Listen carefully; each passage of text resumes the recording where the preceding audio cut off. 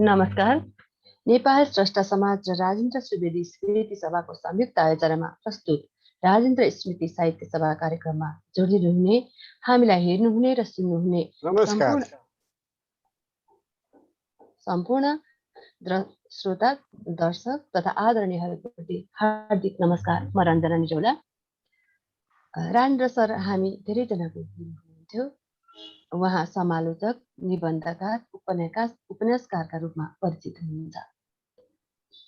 संसारलाई अस्तव्यस्त पारेको महामारीले हामीसँग धेरै हाम्रा आफ्ना मान्छेहरू छिनेको छ, खोसेको छ। नेपाली कला, साहित्य, सङ्गीतका ठुला ठुला हस्तीहरूलाई हामीले गुमाउनु परेको छ। त्यस्तै कहिल्यै नफर्कने तर सधैँ अमर रहने स्रष्टा राजेन्द्र सुवेदी सरलाई आज हामी सम्झनेछौँ, पढ्नेछौँ र बुझ्नेछौँ। उहाँको भौतिक देह हामी छैन, तर साहित्यिक सृजना मार्फत उहाँ सधैँ हामीसँग रहनुहुनेछ, अमर हुनुहुनेछ। राजेन्द्र सुवेदी सरलाई म यहीँबाट हार्दिक श्रद्धाञ्जली भन्दै कार्यक्रम अगाडि बढाउँछु। कार्यक्रम अगाडि बढाउन अनुमति चाहन्छु। आजको राजेन्द्र स्मृति साहित्य सभा कार्यक्रमको अध्यक्षता गरिदिनु हुन नेपाल स्रष्टा समाजका अध्यक्ष कवि विधान आचार्यज्यूलाई अनुरोध गर्दछु। हामी साहित्यमा आउने नयाँ मान्छेहरूलाई चाहिँ विधान दाजुले जहिले पनि प्रोत्साहन गर्नुहुन्छ। लेख्नुपर्छ, बोल्न सिक्नुपर्छ, भन्नुपर्छ भनेर एउटा हामी आफ्नो साथीहरूले लेखेको कविता लाइक गर्न डराउँछौँ, लोभ गर्छौँ, एउटा कमेन्ट गर्न लोभ गर्छौँ। तर उहाँले एउटा कविता लेख्यो भने फोन गरेर रञ्जना यहाँनिर चाहिँ यस्तो छ है, यस्तो गर्नु भनेर हामीलाई प्रेरणा दिनुहुन्छ, हौसला दिनुहुन्छ। यो प्रेरणा हौसला चाहिँ हामी सधैँ पनि हाम्रो दाईहरू, अग्रज दाईहरूबाट पाइरहौँ भन्ने मैले कामना गर्दै दाजुलाई नमस्कार गरेँ। अध्यक्षको आसन ग्रहण गरिदिनु हुनको लागि अनुरोध गरेँ। फेरि पनि अब अध्यक्षको आसन ग्रहण भइसकेको छ। अब कार्यक्रमलाई अगाडि बढाउँछु। कार्यक्रमको प्रमुख अतिथिको आसन ग्रहण गरिदिनु हुनलाई अनुरोध गरेर यस कार्यक्रमको प्रमुख अतिथिको आसन ग्रहण गरिदिनु हुनका लागि नेपाली साहित्य र प्राज्ञिक क्षेत्रका अद्वितीय व्यक्तित्व प्राध्यापक डाक्टर वासुदेव त्रिपाठीज्यूलाई अनुरोध गर्दछु। सर नमस्कार, स्वागत छ हजुरलाई। यसै गरी विशिष्ट अतिथिको आसन ग्रहण गरिदिनु हुनका लागि प्राध्यापक डाक्टर चूडामणि बन्धु सरलाई अनुरोध गर्दछु। यसै गरी आजको यस कार्यक्रममा अतिथिको आसन गरिदिनु हुनका लागि नेपाल स्रष्टा समाजका संरक्षक तथा सल्लाहकार पवन आलोकज्यूलाई अनुरोध गर्दछु। यसै गरी नेपाल स्रष्टा समाजका सल्लाहकार नगेन्द्र राज शर्माज्यूलाई अतिथिको आसन ग्रहण गरिदिनु हुनका लागि अनुरोध गर्दछु। हामीसँग आज भारतबाट पनि स्रष्टाहरू जोडिनु भएको छ। रञ्जनाजी, हजुर, नेपाल स्रष्टा समाजकै सल्लाहकार पुष्पप्रसाद लुइटेल पनि हामी समक्ष हुनुहुन्छ। उहाँलाई पनि आसन ग्रहणको लागि हार्दिक अनुरोध गरौँ। प्रगतिशील लेखक सङ्घको अध्यक्ष जीवेन्द्र देव गिरी, प्राध्यापक डाक्टर जीवेन्द्र देव गिरी पनि हामीसँग हुनुहुन्छ। उहाँलाई पनि आग्रह गरौँ। मैले अलिकति हस्तक्षेप गरेँ है। र त्यसै गरी पूर्व मन्त्री त्रिलोचन ढकाल पनि हामीसँग हुनुहुन्छ। उहाँलाई पनि आसन ग्रहणका निमित्त मैले हार्दिक अनुरोध गरेँ। रञ्जना अगाडि बढ्नुहोस्। यसै गरी सिक्किम विश्वविद्यालय हामीसँग जोडिनु भएको छ नि कविता दिदी? कविता लामा आइपुग्नु भएको छैन। आज उहाँको के प्रोग्रामहरू छ भनेर भन्नुभएको छ। आउनु भयो भने उहाँलाई देखेपछि अनि हामी जोडौँ। ठिकै छ। यसै गरी तेजपुरबाट ज्ञानबहादुर छेत्री जोडिनु भएको छ? ज्ञानबहादुर छेत्री एकछिनमा आउँछु भन्नुभएको छ। ठिकै छ। यसै गरी हाम्रा विशिष्ट कवि डाक्टर भुवनहरि सिग्देलज्यूलाई अतिथिको आसन ग्रहण गरिदिनुको लागि अनुरोध गर्दछु। उहाँ आइपुग्नु भएको छैन, आएपछि। यसै गरी अतिथिको आसन ग्रहण गरिदिनुको लागि म प्राध्यापक डाक्टर जीवेन्द्र देव गिरीज्यूलाई अनुरोध गर्दछु। यसै गरी अतिथिको आसन ग्रहण गरिदिनुको लागि मातृका पोखरेलज्यूलाई अनुरोध गर्दछु। को जोडिनु भएको छ भनेर यसै गरी अगाडि बढ्दै गरौँ। जो आउनुहुन्छ उहाँहरूलाई पछि। हस्, कार्यक्रमलाई अगाडि बढाउँछु। सबैलाई पुनः एकपटक हार्दिक नमस्कार गर्दै कार्यक्रममा स्वागत गर्दै म कार्यक्रमलाई अगाडि बढाउँछु। आजको यस स्मृति सभाको कार्यक्रममा स्वागत मन्तव्य तथा स्वर्गीय राजेन्द्र सुवेदीको व्यक्तित्व तथा कृतित्वमाथि संक्षिप्त परिचयका साथ जानकारी गराइदिनु हुनका लागि आदरणीय रमेश सुवेदीज्यूलाई हार्दिक अनुरोध गर्दछु। रमेशजी आइपुग्नु भएको छ? मलाई त्यो शङ्का लागिरहेछ। मैले अब रमेशजी आइपुग्नु भएको छैन अघि स्वागत मन्तव्य नै उहाँको राखेका थियौँ हामीले। म हरिप्रसाद सिलवालज्यूलाई आग्रह गर्नुहोस् त। रञ्जना, डाक्टर स्वागत हरिप्रसाद मन्तव्य राखिदिनु हुनका लागि तथा राजेन्द्र सरको बारेमा व्यक्तित्व कृतित्वको बारेमा थोरै जानकारी गराइदिनु हुनका लागि म कसलाई sir? Doctor Hariprasad Silwal. Doctor Hariprasad सिलवालजीलाई अनुरोध गर्दछु। धन्यवाद रञ्जनाजी। आजको यो विशेष कार्यक्रम राजेन्द्र स्मृति साहित्य सभा र नेपाल स्रष्टा समाजद्वारा आयोजित यो राजेन्द्र सुवेदी जन्म जयन्तीको अवसरमा आयोजित यो कार्यक्रमका अध्यक्षज्यू कवि विधान आचार्यज्यू, यस कार्यक्रमका प्रमुख अतिथि नेपाली समालोचना जगतका महासमालोचकका उपाधि पनि उहाँले प्राप्त गरिरहनु भएको छ। आदरणीय गुरु, सायद हामी यहाँ उपस्थित सबैका गुरु हुनुहुन्छ प्राध्यापक डाक्टर वासुदेव त्रिपाठीज्यू, यस कार्यक्रमका विशेष अतिथि प्राध्यापक डाक्टर चूडामणि बन्धुज्यू, त्यसै गरी प्रगतिशील लेखक सङ्घका अध्यक्ष एवं वरिष्ठ प्रगतिवादी साहित्यकार प्राध्यापक डाक्टर जीवेन्द्रदेव गिरिज्यू लगायत यो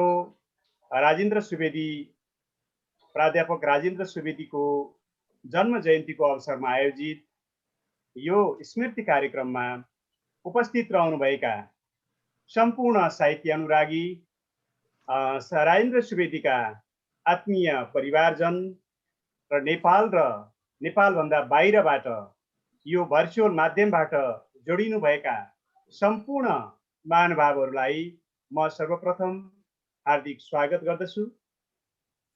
वास्तवमा राजेन्द्र सुवेदी एउटा चिरपरिचित नाम हो।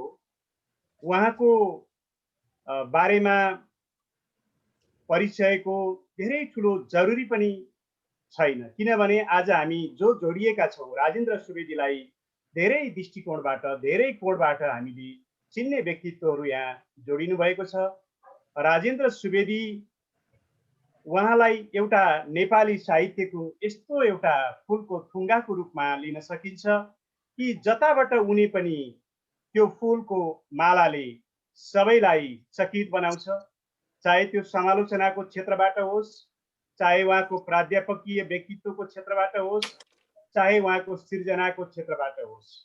सिर्जनाको क्षेत्रमा पनि वास्तवमा उहाँको उपन्यास लेखनको यात्रा, निबन्ध लेखनको यात्रा सँगसँगै जस्तो अगाडि बढेको छ। उहाँले 2030 सालदेखि नै उपन्यास लेखन गर्नुभएको छ, उहाँको उपन्यास प्रकाशित भएको छ।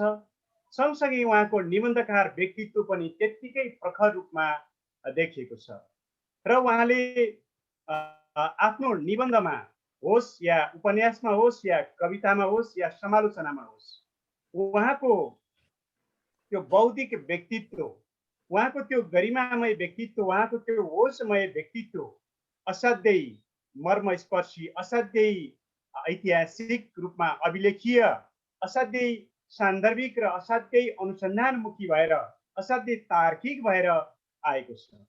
राजेन्द्र सुवेदीलाई मैले सर्वप्रथम 2052 सालमा खाली सिसी पुराना कागज निबन्ध सङ्ग्रह लिने सन्दर्भमा उहाँसँग मैले भेट गरेको थिएँ र मेरो यो पहिलो भेटमा नै उहाँको त्यो होसमय एउटा गुरु व्यक्तित्व, एउटा साहित्यिक व्यक्तित्व र असल र मानवीय व्यक्तित्वको मैले परिचय पाएको थिएँ राजेन्द्र सुवेदीबाट। र राजेन्द्र सुवेदीलाई हामीले नेपाली साहित्यको आकाशमा, हाम्रो माझमा, हाम्रो स्मरणको क्षितिजमा राजेन्द्र सुवेदीलाई हामी लामो समयसम्म अब हामी उहाँलाई चर्चा गर्नेछौँ। उहाँका कृतिमाथि, उहाँका साहित्यिक चिन्तनमाथि, उहाँका सुकर्महरूमाथि लामो बहस गर्नेछौँ। हामी लिखित रूपमा अथवा परामर्शका रूपमा अथवा विभिन्न कोण प्रतिकोणहरूबाट राजेन्द्र सुवेदीलाई हामी चिनाउने प्रयास गर्नेछौँ। त्यही प्रयास स्वरूप राजेन्द्र सुवेदी स्मृति सभाको गठन भएको छ र त्यो यसभन्दा अगाडि नै केही साहित्यिक व्यक्तित्वहरूबाट राजेन्द्र सुवेदी अभिवादन समिति पनि बनिसकेको थियो र केही काम पनि भइसकेको थियो र एउटा अकल्पनीय यो दुर्घटनापूर्ण रूपमा चाहिँ यो कोभिड महामारीले राजेन्द्र सुवेदी गुरुको देहलाई हामीबाट चुडेर लगेको छ। यो दुःखद घडीमा, यो दुःखद क्षणमा हामीले अब दुःखलाई शक्तिमा बदलेर, अब दुःखलाई उहाँको स्मरण गर्ने क्षणको रूपमा बदलेर, अब यस्तो एउटा दुःखलाई उहाँको कृतित्वमाथि र उहाँको व्यक्तित्वमाथि गम्भीर भएर चर्चा परिचर्चा गर्ने क्रममा बदलेर उहाँप्रति श्रद्धा सुमन व्यक्त गर्नुपर्ने अवस्थामा हामी आइपुगेका छौँ र नेपाली साहित्यले राजेन्द्र सुवेदीलाई त्यसरी नै श्रद्धा सुमन अर्पण गर्नेछ जसरी राजेन्द्र सुवेदीले एकदम सरल व्यक्तित्वको रूपमा असाध्यै गरिमामय साहित्यिक योगदान दिनुभएको छ। उहाँले आफूलाई भन्दै हुनुहुन्थ्यो, म अझै 15-20 वर्षसम्म सक्रिय भएर नेपाली साहित्यमा काम गर्नेछु र उहाँले रात दिनसम्म खटेर नेपाली साहित्यका विभिन्न ग्रन्थहरू सम्पादन गर्ने क्रममा लागिरहनु भएको थियो। यो उहाँले सम्पादन गरिरहनु भएका, उहाँले सिर्जना गरिरहनु भएका कार्यहरूको लामो विवरण आज हाम्रो सामु रमेश सुवेक्षु ज्यूले प्रस्तुत गर्ने कार्यक्रम रहेको थियो र प्राविधिक कारणले रमेश सुवेक्षुज्यूले यो प्रस्तुत गर्न सक्नु भएन। सन्दर्भमा फेरि उहाँले त्यो कुरा राख्नु नै हुनेछ। र राजेन्द्र सुवेदी यस्तो एउटा अथक व्यक्तित्व हो जो हामीलाई थाहा छँदैछ कि त्यस्तो व्यक्तित्व जसले चाहे त्यो प्राध्यापनको बेलामा होस्, चाहे समालोचनाको बेलामा होस्, चाहे सृजनाको बेलामा होस्, उहाँले कहिल्यै पनि आफूलाई आफ्नो केन्द्रमा रहेर उहाँले कहिल्यै पनि कुरा गर्नु भएन।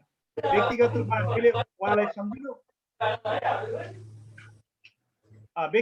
मैले उहाँलाई सम्झिनु पर्दा मेरा त उहाँ स्नातकोत्तरको पनि शोध निर्देशक हुनुहुन्थ्यो र उहाँले मैले रमेश विकलका कथामा विचार पक्ष भनेर मैले शोध शीर्षक राख्दाखेरि उहाँले एकदमै यो ठुलो शीर्षक भयो, तपाईँले लेख्न सक्नुहुन्छ त भनेर उहाँले मलाई पहिलोचोटि सोद्धा म एकदम डराएको थिएँ राजेन्द्र सुवेदीज्यूबाट।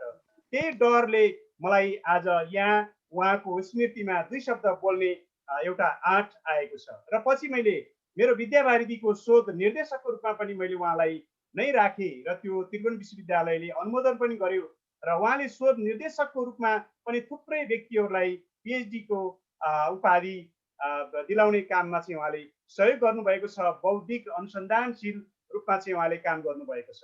उहाँको त्यो व्यक्तित्व मैले त सँगै काम गरेर चाहिँ उहाँसँग PhD गर्दाखेरिको त्यो बेलामा मैले उहाँको गहिरो व्यक्तित्व त्यति बेला नै मैले चाहिँ पाएको छु। किनभने उहाँले साना साना कुराहरू जस्तै मदनमणि दीक्षितको माधवी उपन्यासमा भएका त्यो शब्दको कठिन शब्दको अर्थ लगाउने क्रममा मैले राजेन्द्र सुवेदीसँग त्यो गरिमामय ओजमय व्यक्तित्व मैले त्यहाँ पाएँ। उहाँलाई एउटा शब्द सोद्धाखेरि उहाँले त्यसका 1 दर्जन दार्शनिक, समाजशास्त्रीय, दर्शनशास्त्रीय, साहित्यशास्त्रीय, भूगोलशास्त्रीय र पुरातत्व शास्त्रीय रूपबाट चाहिँ एउटा शब्दको उहाँले त्यसरी विश्लेषण गर्नुहुन्थ्यो।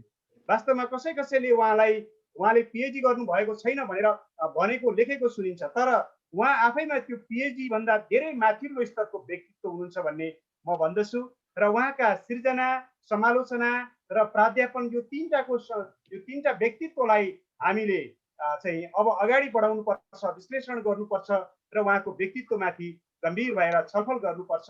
त्यसरी उहाँलाई हामी श्रद्धाञ्जली व्यक्त गर्छौं र यो उहाँलाई सम्झिने कार्यक्रममा आज वास्तवमा नेपाल स्रष्टा समाजले छोटो समयमा हामीले केही दिन अगाडि मात्रै राजेन्द्र सुवेदीज्यूको कृतित्व कसरी अगाडि बढाउने, प्रकाशन कसरी अगाडि बढाउने, उहाँका विभिन्न रचनाहरूलाई कसरी अगाडि बढाउने, उहाँले काम गर्दै गर्नुभएका सामग्रीहरूलाई कसरी व्यवस्थापन गर्ने र उहाँको योगदानलाई कसरी मूल्याङ्कन गर्ने, कसरी उच्च आदर गर्न सकिन्छ भन्ने विषयमा छोटो छलफल गरेका थियौँ केही व्यक्तिहरू मात्रै रहेर।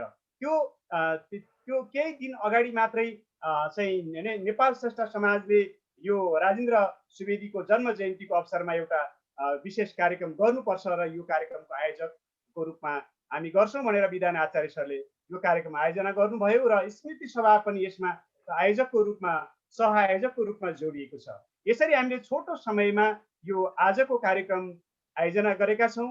यो कार्यक्रममा थुप्रै व्यक्तित्वहरू आफ्ना विभिन्न प्राविधिक र अन्य विभिन्न चाहिँ कामलाई थाती राखेर यहाँ जोडिनु भएको छ, आउँदै पनि गर्नुभएको छ र राजेन्द्र सुवेदीज्यूलाई विशेष रूपमा चिन्नुहुने व्यक्तित्वहरू यहाँ आउनुभएको छ। उहाँको पारिवारिक व्यक्तित्वहरू पनि यहाँ आउनुभएको छ र उहाँको बारेमा बोल्ने वक्ताहरू बोल्ने स्मरण गर्ने व्यक्तित्वहरू पनि आज धेरै हुनुहुन्छ। त्यसकारण मैले यो स्वागत मन्तव्यको क्रममा लामो समय लिन चाहन्न र म उहाँलाई प्राध्यापक राजेन्द्र सुवेदीलाई उहाँको चिरस्थायी, उहाँको अमर कृतिहरू, उहाँको अमर चिन्तन र उहाँको अमर व्यक्तित्व, उहाँको सरल र ओजस्वी व्यक्तित्व, उहाँको मानवीय र मिलनसार व्यक्तित्वलाई हामी नेपाली साहित्यमा अत्यन्त मर्यादाका साथ अत्यन्त उच्च स्थानमा गरिमामय रूपमा स्थापित गर्नेछौँ भन्ने प्रतिबद्धता व्यक्त गर्दै आज उहाँप्रति म हार्दिक श्रद्धासुमन व्यक्त गर्दछु र उहाँको यो जन्म जयन्तीको अवसरमा उपस्थित रहनुभएका सम्पूर्ण, मैले यहाँ सबैको नाम उच्चारण गर्न समय लिन छैन, यहाँ उपस्थित रहनुभएका सम्पूर्ण विद्वान, विदुषी, पत्रकार, साहित्यिकजन, परिवारजन, सम्पूर्ण व्यक्तित्वलाई हार्दिक स्वागत गर्दै म मेरा केही शब्दहरू यही अन्त गर्दछु। धन्यवाद। धेरै धेरै धन्यवाद हरिप्रसाद सिवालज्यू। उहाँले स्वागत मन्तव्य सहित राजेन्द्र सुवेदी सरको बारेमा जानकारी गराइदिनु भएको छ। अब कार्यक्रमलाई अगाडि बढाउँछु र अब हामीसँग जोडिनु हुने नयाँ महानुभावहरूलाई म फेरि पनि स्वागत गर्छु, नमस्कार गर्छु कार्यक्रममा। अब कार्यक्रममा अगाडि मन्तव्यकै क्रम छ कार्यक्रममा। अब आफ्नो मन्तव्य राखिदिनु हुनको लागि म नेपाल स्रष्टा समाजका संरक्षक तथा सल्लाहकार आदरणीय दाजु पवन आलोकज्यूलाई अनुरोध गर्दछु। दाजु।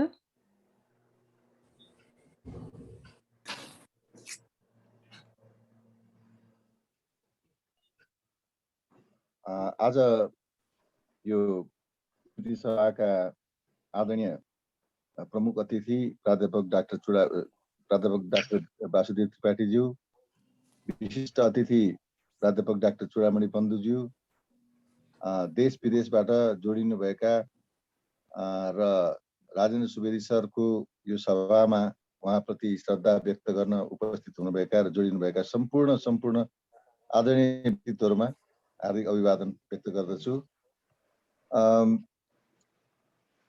राजेन्द्र सर हामी बीच हुनुहुन्न, सर्वप्रथम उहाँप्रति म हार्दिक श्रद्धा सुमन व्यक्त गर्छु र विश्वास लागिरहेको छैन। वास्तवमा उहाँको अघि जुन फोटो हामीले हेऱ्यौँ, उहाँको एकदम हँसिलो जुन फोटो, उहाँको मुहार हेरेर अहिले पनि लाग्दैन उहाँ चाहिँ हामी बीच हुनुहुन्न भनेर। तर अब कोरोना जस्तो यो एउटा विश्वव्यापी जुन कहरले उहाँलाई लिएर गयो, हामी अत्यन्त दुखित छौँ। हामी वास्तवमा स्तब्ध भएका थियौँ र उहाँ नभए पनि नेपाली साहित्यमा उहाँले जुन योगदान पुर्याउनु भएको छ त्यो योगदानको लागि हामी सधैँ उहाँलाई सम्झन्छौँ र यो त्यसै भएर पनि वास्तवमा आफ्नो जीवनकालमा जे जति पनि हामीले साहित्यकारहरूले जे जति योगदान, जे जति कृतिहरू नेपाली साहित्यलाई दिनुहुन्छ त्यसले नै उहाँहरूलाई सबै साहित्यकारलाई जीवित राख्छ पछिसम्म पनि भन्ने हामीलाई थाहा छ। राजेन्द्र सरले धेरै ठुलो योगदान दिनुभएको छ नेपाली साहित्यको लागि, हामीले उहाँलाई गुमायौँ।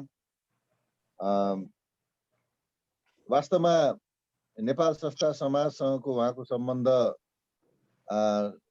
अत्यन्त सौहार्दपूर्ण निकट थियो। उहाँले नेपाल स्रष्टा समाजको स्थापना कालदेखि नै उहाँले हाम्रो समाजप्रति उहाँको सद्भाव रहेको हो र साथ सहयोग रहेको हो। उहाँले बेला बेलामा हामीलाई मार्गदर्शन गर्नुहुन्थ्यो, यसो गरौँ भनेर भन्नुहुन्थ्यो। धेरै कार्यक्रमहरूमा उहाँले अतिथिको रूपमा, प्रमुख अतिथिको रूपमा पनि उहाँले सहभागिता जनाउनु भएको थियो हाम्रो अनुरोधमा।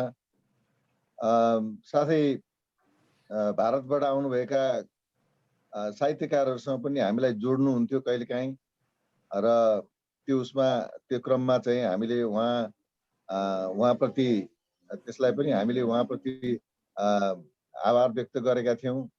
बेला बेलामा भनेपछि विभिन्न किसिमले उहाँले हामीलाई सहयोग गरिराख्नुहुन्थ्यो र नेपाल स्रष्टा समाज वास्तवमा सधैँ आभारी रहेको हो, उहाँप्रति आभारी नै छ सधैँ नै। उहाँलाई हामीले के भनेका थियौँ भने एक दुईवटा कार्यपत्रहरू, महत्त्वपूर्ण कार्यपत्रहरू तयार गरिदिनु पर्यो सर भन्दाखेरि उहाँले तयार गर्ने र त्यसलाई कुनै कार्यक्रमको मार्फत हामी प्रस्तुत गर्नेवाला थियौँ। बिचमा कोरोनाको कारणले त्यो सम्भव हुन सकेन, तर हामी आशावादी थियौँ त्यो चाहिँ हुन्छ भनेर हामी कार्यक्रम गर्छौँ र उहाँको महत्त्वपूर्ण कार्यपत्रहरू हामी चाहिँ त्यसको विमर्श चलाउँछौँ, त्यसलाई चर्चामा ल्याउँछौँ र त्यसको विशेष कार्यक्रमहरू गर्ने भन्ने पनि थियो। र एकचोटि चितवनमा, एकचोटि चाहिँ इटरीमा पनि गर्ने कि भन्ने पनि भएको थियो कुरो, तर अब यो बिचमा सम्भव भएन व्यवहारिक कारणले, कोरोनाको कारणले। त्यही कोरोनाले नै उहाँलाई लग्यो। हामी अत्यन्त दुखित छौँ र त्यति हुँदाहुँदै पनि हामी नेपाल स्रष्टा समाजले उहाँबाट धेरै नै सद्भाव, धेरै साथ सहयोग पाएको हो। यस्तो अवसरमा म उहाँप्रति हार्दिक श्रद्धा सुमन व्यक्त गर्छु। म धेरै नभनौँ, अरू धेरै वक्ताहरू हुनुहुन्छ, खालि एउटा सम्झने कुरा हो। उहाँको यो स्मृति सभामा म फेरि पनि उहाँलाई सम्झँदै उहाँप्रति हार्दिक श्रद्धाञ्जली व्यक्त गर्छु। नमस्कार, धन्यवाद। धन्यवाद दाजु। आज राजेन्द्र सरलाई हामीले सम्झिरहेका छौँ, उहाँको जन्मदिनमा हामी उहाँको स्मृति गरिरहेका छौँ। अब राजेन्द्र सर बारे, वृत्तचित्रको प्रगतिबारे छोटो जानकारी दिनु हुनका लागि आदरणीय माधव प्रधानज्यूलाई अनुरोध गर्दछु। हजुर, धन्यवाद। म माधव प्रधान। स्रष्टाहरूले मेरो साङ्गीतिक यात्राको क्रममा मैले माधव प्रधान भनेर चिनाएको हुँ। अहिले पनि म सङ्गीतमै कार्यरत छु। खास गरिकन प्रगतिशील क्षेत्रको सङ्गीत क्षेत्रमा चाहिँ म अहिले पनि क्रियाशील छु। र राजेन्द्र सरसँग मैले भानु जयन्तीको सन्दर्भमा लामो यात्रा गरेर ताप्लेजुङ, इलाम, पाँचथर र काठमाडौँबाट सुरु भएको यात्रामा उहाँसँग जे जति मैले तस्विरहरू खिच्ने मौका पाएको थिएँ र उहाँले काठमाडौँमा हाम्रो विभिन्न कार्यक्रममा जति पनि उहाँले उत्प्रेरकको भूमिकामा रहेर उहाँले कार्यहरू गर्नुभएको थियो र त्यसबाहेक अहिले पाठ्य सामग्रीका उहाँका सुपुत्र कमलजीले खिचिराख्नु भएको भिडियोहरूलाई हामी सबै सङ्ग्रह गरेर एउटा वृत्त चित्र हामी बनाउँदैछौँ र त्यसलाई दसैँको घटस्थापनाभन्दा अलिकति अगाडिको समयमा तयारी गरेर, यदि कोरोनाको कारणले गर्दा तपाईँहरू सबैलाई उपस्थित गराएर प्रदर्शन गर्नु सकिएन भने पनि तपाईँहरूलाई कसरी हुन्छ, त्यो वृत्त चित्रलाई चाहिँ प्रस्तुत गर्नको लागि चाहिँ हामी प्राविधिक रूपले मिलाउनेछौँ र हामीले त्यो काम थालिरहेको छौँ र पाठ्य सामग्रीको मूल ब्यानरमा चाहिँ अहिले कोमलजी म फिल्डमा हामीले काम गरिरहेको छौँ र करिब हामीले यो कामलाई सिद्ध्याउने क्रममा लागेका छौँ र त्यसलाई फाइनल टच, त्यसको फाइनल एडिटिङ गर्नको लागि मात्रै बाँकी छ। र आजको यस कार्यक्रममा स्रष्टा समाजले मलाई यो कुरो राख्न दिनुभएकोमा धन्यवाद। आदरणीय राजेन्द्र सरलाई म हार्दिक श्रद्धाञ्जली अर्पण गर्दछु। धन्यवाद। धेरै धेरै धन्यवाद हजुरलाई, यहाँले वृत्तचित्रको बारेमा जानकारी गराइदिनु भएको छ। अब म मन्तव्यको क्रम अगाडि बढाउँछु। बिना दाजु त्यहाँ वेटिङमा हुनुहुन्छ अरे टिभी छेत्री। रञ्जनाजी, 1 मिनट मैले समय लिएँ बिचमा। हामीलाई असमबाट समालोचक ज्ञानबहादुर छेत्री आउनुभएको छ। ज्ञानबहादुर छेत्रीज्यूलाई पनि हार्दिक स्वागत छ। यसै गरी म देखिरहेको छु प्राध्यापक डाक्टर कपिलदेव लामिछानेलाई भैरवबाट। मैले उहाँलाई पनि नाम लिन चाहेँ अघि। मलाई तपाईँ अगाडि बढ्नुहोस्। रमेश शुभेच्छुजी ढिलो आइपुग्नु भयो। रमेश शुभेच्छुजीको तपाईँको भूमिका चाहिँ डाक्टर हरिप्रसाद सिलवालले ग्रहण गर्नुभयो। हामी त्यसमा खुसी छौँ। पछि समय रह्यो भने फेरि हामी तपाईँतिर आउँला। रमेशजीलाई मन्तव्यको क्रम अगाडि बढाउँछु। अब आफ्नो मन्तव्य राखिदिनु हुनका लागि म प्राध्यापक डाक्टर जीवेन्द्र देव गिरिज्यूलाई अनुरोध गर्दछु।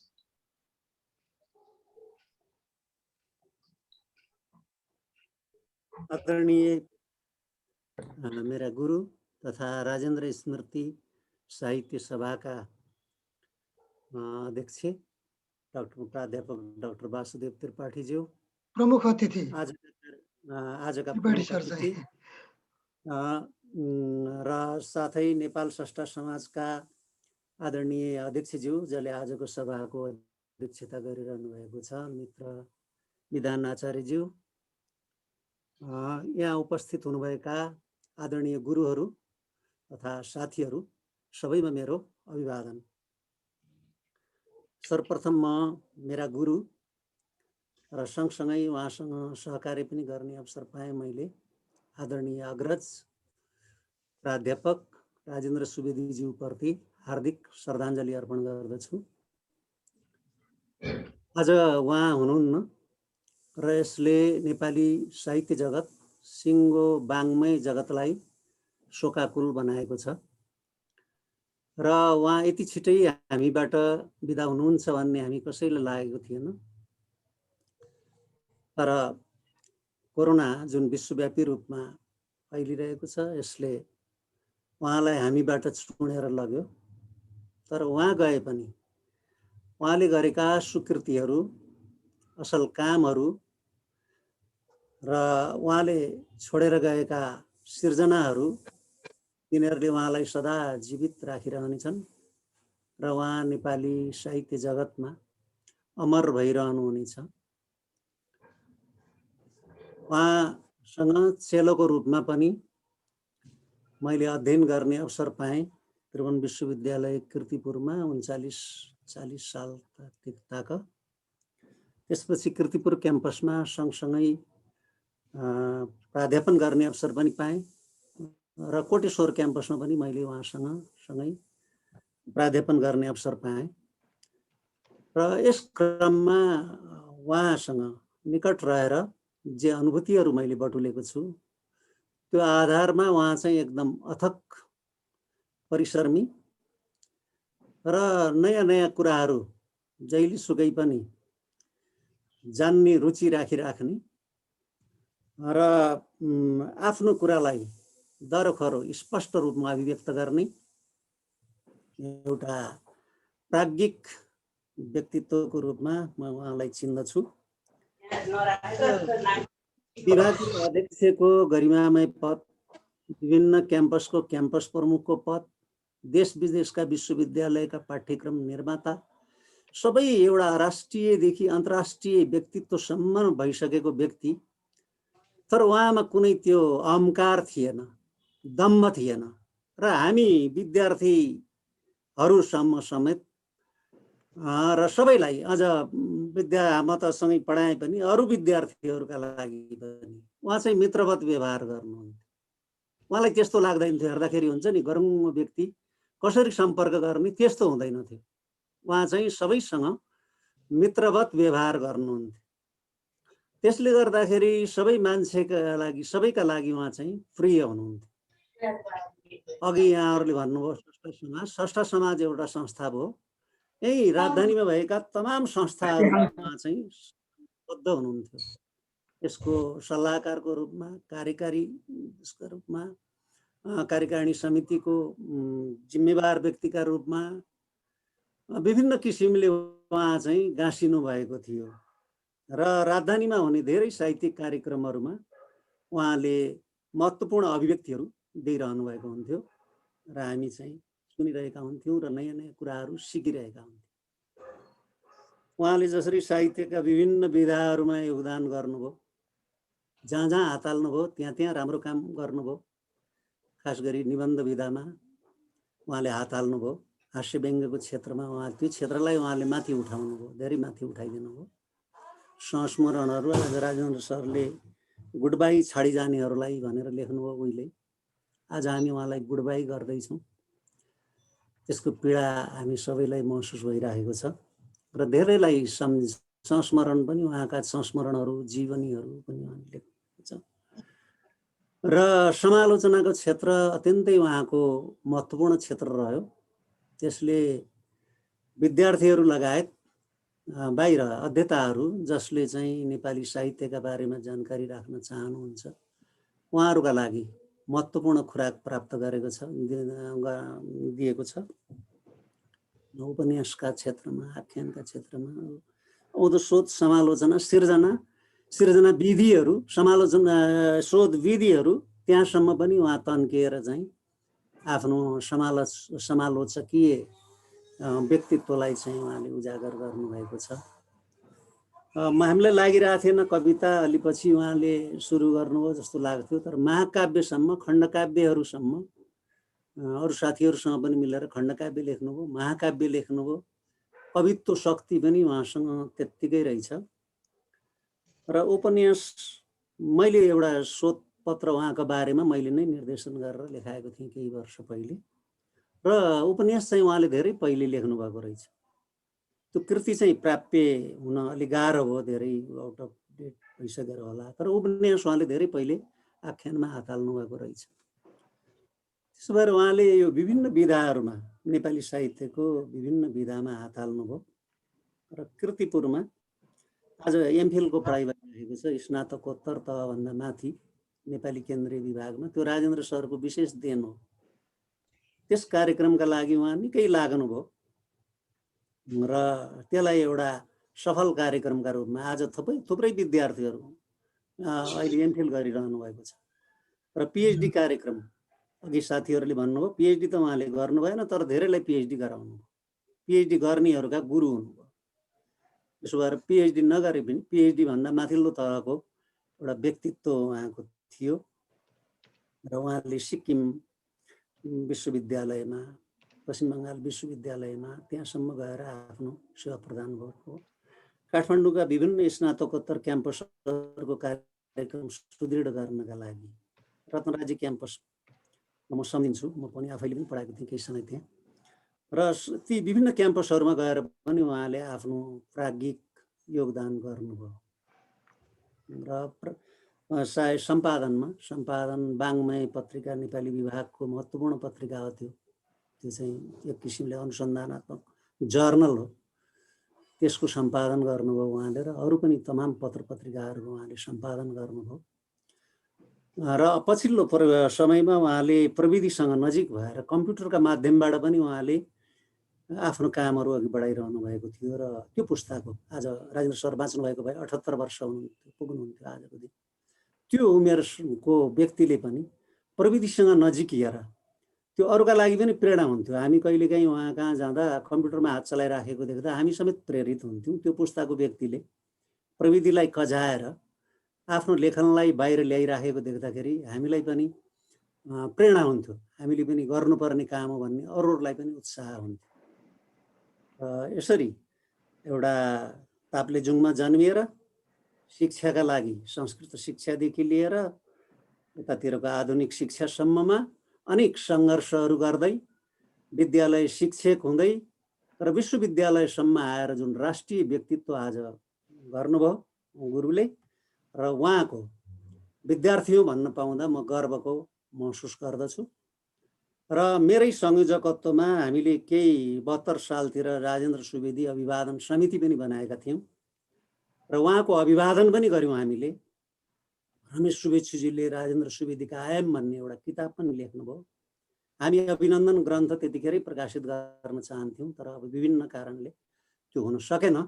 तर पनि गुरु छँदै हामीले उहाँप्रति अभिवादन समिति बनाएर केही कार्यक्रमहरू, उहाँको जन्मदिन मनाउने परम्परा चाहिँ हामीले त्यति बेलादेखि नै सुरु गरेका थियौँ।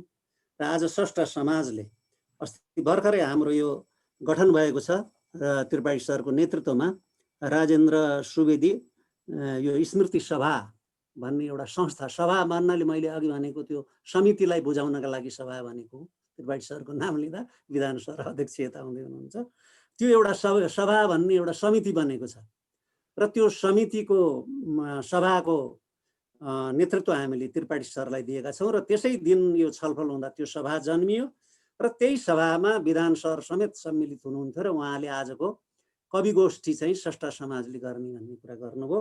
र सँगसँगै यो सभा र स्रष्टा समाज मिलेर आजको कार्यक्रम हामीले सञ्चालन गरेको हो। र यस अवसरमा मलाई यति बोल्ने अवसर दिनुभयो, यसका लागि म तपाईँहरू आयोजकहरूलाई हार्दिक धन्यवाद दिँदै र पुनः गुरुप्रति श्रद्धाञ्जली अर्पण गर्दै र सँगसँगै गुरुआमा र गुरु परिवार, कमलबाई, पुष्पाहरू, बहिनीहरू र उहाँहरूको सम्पूर्ण परिवारहरूलाई म हार्दिक समवेदना व्यक्त गर्दै आफ्नो भनाइ यही अन्त्य गर्छु र प्रगतिशील लेखक सङ्घसँग म सम्बद्ध छु र उहाँहरू आफ्नो तर्फबाट र सिङ्गो म सम्बद्ध संस्थाका तर्फबाट पनि उहाँप्रति हार्दिक श्रद्धाञ्जली अर्पण गर्दछु। धन्यवाद। धेरै धेरै धन्यवाद हजुरलाई राजेन्द्र सुवेदी सरको योगदानको संक्षिप्त चर्चा गरिदिनु भएकोमा। हामीले छोडेर जाने भनेको हाम्रै कृति रहेछ। हामी त जानेर छौँ र हामीलाई सम्झिने, हामीले केले सम्झाउने त केले सम्झिने त भन्दाखेरि हामीले छोडेर गएका कृतिहरूले रहेछ भन्ने कुरा हजुरबाट जानकारी भयो। हामीले पनि त्यही मनन गर्दछौँ। अब म कार्यक्रमलाई अगाडि बढाउँछु मन्तव्यकै क्रममा जोडेर आफ्नो मन्तव्य राखिदिनु हुनको लागि डाक्टर भुवन हरि सिग्देलज्यूलाई अनुरोध गर्दछु। भुवन हरि सिग्देल सरलाई पनि मैले देखेको छैन, मैले यहाँ लिस्टमा हेर्दैछु। बरु रंजनाजी, सत्यप्रकाश तिवारी जी को मैं देख रहा हूँ, वो शायद इंडिया से हैं। सत्यप्रकाश तिवारी जी, शायद आप लोग एक बार काठमांडू आए थे और काठमांडू में हमने नेपाल स्रष्टा समाज की तरफ से राजेंद्र सर की उपस्थिति में हम लोगों ने आपकी भी अगुवाई की थी। जी जी, बहुत बहुत शुक्रिया आप आज इधर आए। अगर आप चाहते हो तो 2 मिनट राजेंद्र सर के लिए श्रद्धांजलि के शब्द आप प्रकट कर सकते हैं अभी। सत्यप्रकाश तिवारी जी, धन्यवाद सर। मेरी आवाज सुनाई पड़ रही है? जी जी जी बिल्कुल। अच्छा, तो सबसे पहले मैं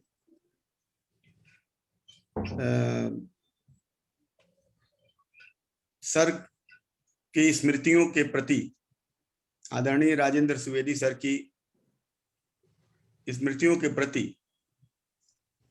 उसे याद रखते हुए अपनी विनम्र श्रद्धांजलि प्रस्तुत करना चाहता हूं। सच में मेरे जैसे एक साधारण अध्यापक के लिए यह अत्यंत दुखद है कि एक ऐसे विराट व्यक्तित्व के विद्वान व्यक्ति का इस प्रकार चले जाना और ऐसी परिस्थितियों में चले जाना कि जो ये पूरी दुनिया में महामारी फैली हुई है, उसी के बीच प्रस्थान करना निश्चित रूप से हम सब के लिए दुखद है। लेकिन सर का जो साहित्य के प्रति लगाव था, समाज के प्रति समर्पण था, संस्कृति के प्रति उनकी जो देन थी, मुझे लगता है वह अपने आप में एक बहुत बड़ी देन थी। और उनसे मैंने जो सीखा है, दो तीन बार शायद बातचीत करने का मौका सर से मिला है, जिसमें एक बार अभी ये सर बता रहे थे कि नेपाल में मैं सपरिवार घूमने गया था, तो रमेश शुभेच्छुदीप जी हमारे साथ थे। उस दिन हम लोग आदरणीय राजेंद्र सुवेदी सर के यहाँ गए हुए थे, एक संभवतः रेस्टोरेंट में या होटल में कार्यक्रम था वह। तो मैंने यह सीखा सर से बातचीत करके या उनके व्यक्तित्व को देख कर कि इतना एक विराट व्यक्तित्व वाला व्यक्ति भी एक माने अपने से इतने जूनियर अध्यापक के प्रति इतना प्रेम प्रदर्शित कर सकता है कि वह माने मेरे जीवन की एक बहुत बड़ी उपलब्धि रही सर से मिलना। और फेसबुक के माध्यम से जब यह खबर मिली तो सच में बहुत सारी चीजें याद आने लगी, जिसमें उनका एक धितो कोख उपन्यास है नेपाली में, मैं आधा पढ़ा था, लेकिन सर को याद करते करते उसे पूरा पढ़ गया और बहुत ही प्रासंगिक उपन्यास लगा हुआ, नेपाली में संभवतः हाँ धितो कोख नाम है उसका, और उसकी रचना प्रक्रिया से गुजरते हुए हमने देखा कि किस प्रकार साहित्य और समाज की समस्याओं को अपनी रचनात्मकता के द्वारा सर एक नई दिशा देते हैं।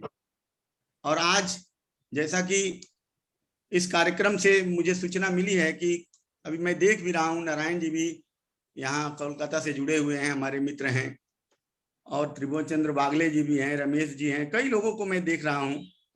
तो ये हम सब की उपस्थिति, और साथ में मैं जहां तक मुझे पता है संभवतः वासुदेव त्रिपाठी न केवल सर सहकर्मी रहे हैं बल्कि राजेंद्र जी के गुरु भी रहे हैं, मैंने सुना है। तो एक इतने बड़े विद्वान का भी इस आयोजन में शामिल होना हम सबके प्रति कहीं ना कहीं उनकी जो रचनाशीलता है उनके प्रति यह समर्पण है। और अधिक क्या कहूं, भारत में भी मैं जानता हूं कि समान रूप से राजेंद्र सुवेदी सर की नेपाली साहित्य के अलावा नेपाली से अलग भाषा में भी कुछ लोग जो नेपाली भाषा के प्रति खोज खबर रखते हैं, लगाव रहते हैं, उनके प्रति समान रूप से राजेंद्र सर लोकप्रिय रहे हैं, और उनका जाना हम सब के लिए बहुत बड़ी क्षति है। मैं अंत में अपनी विनम्र श्रद्धांजलि सर के प्रति अर्पित करता हूं, और साथ में ईश्वर से यह प्रार्थना करता हूं कि सर भले ही आज अपने भौतिक शरीर से हमारे बीच नहीं हैं, लेकिन उनके साहित्य को पढ़कर, समझकर और उसकी दिशा को आगे बढ़ाकर हम सर को हमेशा अपने हृदय में सजोए रखें, यही हमारी कामना है। आप सब ने मुझे अपनी श्रद्धांजलि व्यक्त करने का मौका दिया, इसके लिए आपके प्रति भी मैं अपना आभार व्यक्त करना चाहता हूँ। धन्यवाद। धेरै धेरै धन्यवाद सत्यप्रकाश तिवारीज्यू।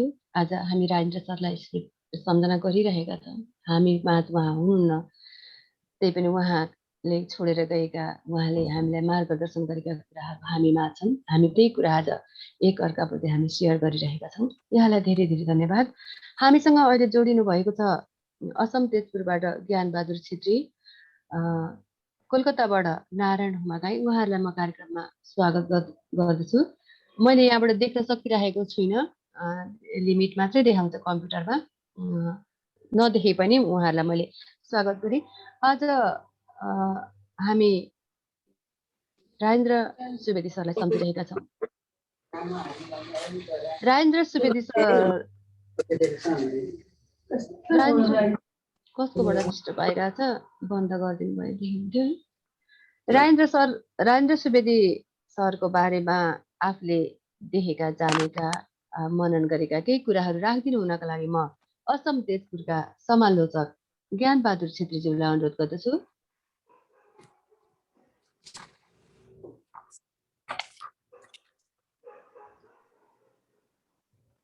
नमस्कार।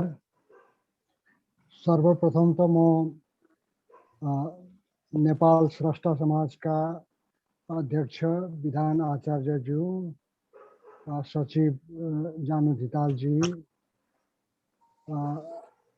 हाम्रो आलोकजी अघि मैले देखेँ, र जति पनि हुनुहुन्छ यो संस्थाका अफिस बिआरओ सदस्य उहाँहरूलाई म धेरै धेरै धन्यवाद दिन चाहन्छु। किनभने राजेन्द्र सुवेदी सरको यो जुन चाहिँ श्रद्धाञ्जली अनुष्ठान हो, यहाँ दुई कुरा राखिदिनका लागि तपाईँहरूले आसाम भेकलाई पनि सम्झिनु भयो। यो बडा खुसीको कुरा हो, बडा राम्रो मलाई लागिरहेको छ। र यहाँ एउटा विद्वान व्यक्ति, एउटा भाषा साहित्यलाई अघि बढाउने व्यक्ति, एउटा राष्ट्रको मात्रै त्यो सम्पदा भएको हुँदैन। त्यसले राष्ट्रको जुन चाहिँ पोलिटिकल बाउन्डरी हो त्यसलाई भत्काएर सारा विश्वमा त्यो व्यक्ति पुगिसकेको हुन्छ। त्यस्तै व्यक्तित्व हुनुहुन्थ्यो राजेन्द्र सुवेदी सर। राजेन्द्र सुवेदी सर यहाँ आसाम पनि आउनु भएको थियो। आसाम आउँदाखेरि हामीहरूले आसामका विभिन्न ठाउँमा उहाँलाई डुलाएका थियौँ, अध्ययन गर्नुभएको थियो। अरू उहाँले एउटा कुरा यो पनि भन्नुभएको थियो कि मैले चाहिँ आसाममा अलिकति मजाले बसेर 2 महिना जति बसेर आसामको जुन चाहिँ साहित्यिक गतिविधि हो त्यसलाई म फिल्ड स्टडी गर्न म चाहन्छु, तपाईँहरूले त्यसको जोहो गरिदिनु भन्ने खालको कुरा पनि उहाँले आसाम आउँदा हामीहरूलाई भन्नुभएको थियो। र त्यो कुरा हाम्रा लापरवाहीले गर्दा हामीहरूले त्यो कुरा यति छिटै सर जानुहुन्छ भन्ने पनि हामीलाई लागेन। त्यस्तो कुरा हुन गयो। सर अहिले हाम्रो बिचमा हुनुहुन्न, तर पनि के हुन्छ भने त्रिभुवन विश्वविद्यालयलाई हामी विशेष गरी अरूकाले के गर्छन् म जान्दिनँ, हामी आसाममा बसोबास गर्ने जति पनि लेखकहरू छौँ हामी चाहिँ त्रिभुवन विश्वविद्यालयलाई नेपाली साहित्यको अक्सफोर्ड केम्ब्रिज भन्ने ठान्दछौँ। र त्यो विश्वविद्यालयबाट जो पनि प्रोफेसर्सहरू आसाम भ्रमणमा आउनुहुन्छ उहाँहरूलाई हामीहरूले राखेर उहाँहरूबाट हामीहरूले दुई कुरा जान्ने, सिक्ने, बुझ्ने हामीहरूले कोसिस गरिरहेका हुन्छौँ। र राजेन्द्र सुवेदी सरका साथसाथै अरू धेरै व्यक्तित्वहरू यहाँ आउनु भएको छ र हामीहरूले उहाँहरूसँग भेटेर हामीहरूको बेसी चाहना भएको कारण चाहिँ के हो भने तपाईँहरूलाई धेरैलाई त्यो कुरा थाहा नहोला। तपाईँहरू नेपालमा हुनुहुन्छ, काठमाडौँमा हुनुहुन्छ, तपाईँहरूले आफ्नो मातृभाषामा पढ्न मौका पाउनु भएको छ, पत्र पत्रिकाहरू साहित्य चर्चा गर्न एउटा परिवेश पाउनु भएको छ। तर हामी आसाममा बसोबास गर्ने, यहाँ भारतमा पनि दार्जिलिङमा नेपाली भाषा साहित्यको एउटा परिवेश छ, सिक्किममा पनि परिवेश छ, तर आसाम क्षेत्र यस्तो क्षेत्र हो जुन ठाउँमा चाहिँ हामीहरूले अर्कै भाषा बोलेर आएका छौँ, अर्कै भाषा पढेर आएका छौँ। अहिले पनि हामी बाहिर घरबाट निस्केर बाहिर जाँदा अर्कै भाषा बोल्नुपर्ने हुन्छ।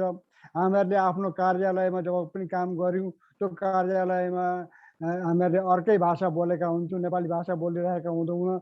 बजार जाँदाखेरि हामीहरूले अर्कै भाषा बोलिरहेका हुन्छौँ। तर पनि नेपाली भाषा साहित्य हाम्रो हो, यसलाई हामीहरूले समातेर राख्न सक्यौँ भने हामी परिचय नै हाम्रो सङ्कटापन्न हुन्छ भन्ने कुरा हामी जान्दछौँ। र त्यसैले गर्दाखेरि हामी जतिखेर पनि उताबाट कोही व्यक्तित्वहरू आउनुहुन्छ उहाँहरूको धेरै धेरै आदर सत्कार गर्ने गर्दछौँ र उहाँहरूको सान्निध्य हामी पाउन सधैँ कोसिस गरिरहेका हुन्छौँ। यसै सिलसिलामा म आफै पनि, म ज्ञानबहादुर छेत्री, उहाँ काठमाडौँ जाँदाखेरि जहिले पनि जाँदाखेरि त्यहाँ म के अरे कोही पनि मान्छे अब जतिखेर जान्छ काठमाडौँ जाने हुँदाखेरि त्यहाँ मन्दिर दर्शन गर्ने कुरो आउँछ। मन्दिर दर्शन गर्ने साथसाथै त्यो हाम्रो जुन चाहिँ त्रिभुवन विश्वविद्यालय त्यो पनि हामीहरू एउटा ठुलो मन्दिर भन्ने ठान्दछौँ र त्यहाँ म पुगेको छु। त त्यहाँ पुग्दाखेरि म अहिले के याद राखिरहेको छ भने यो राजेन्द्र सुवेदी सरले उहाँको यो किताब जुन चाहिँ हो नेपाली समालोचना परम्परा र प्रवृत्ति उहाँले आफैले मलाई उपहारमा दिनुभएको थियो। यो मलाई धेरै काममा लागेको छ र बडा खुसी लागेको छ। र यो नेपाल स्रष्टा समाजमा पनि हामी उहाँ पुग्ने हामीहरूले मौका पाएका छौँ।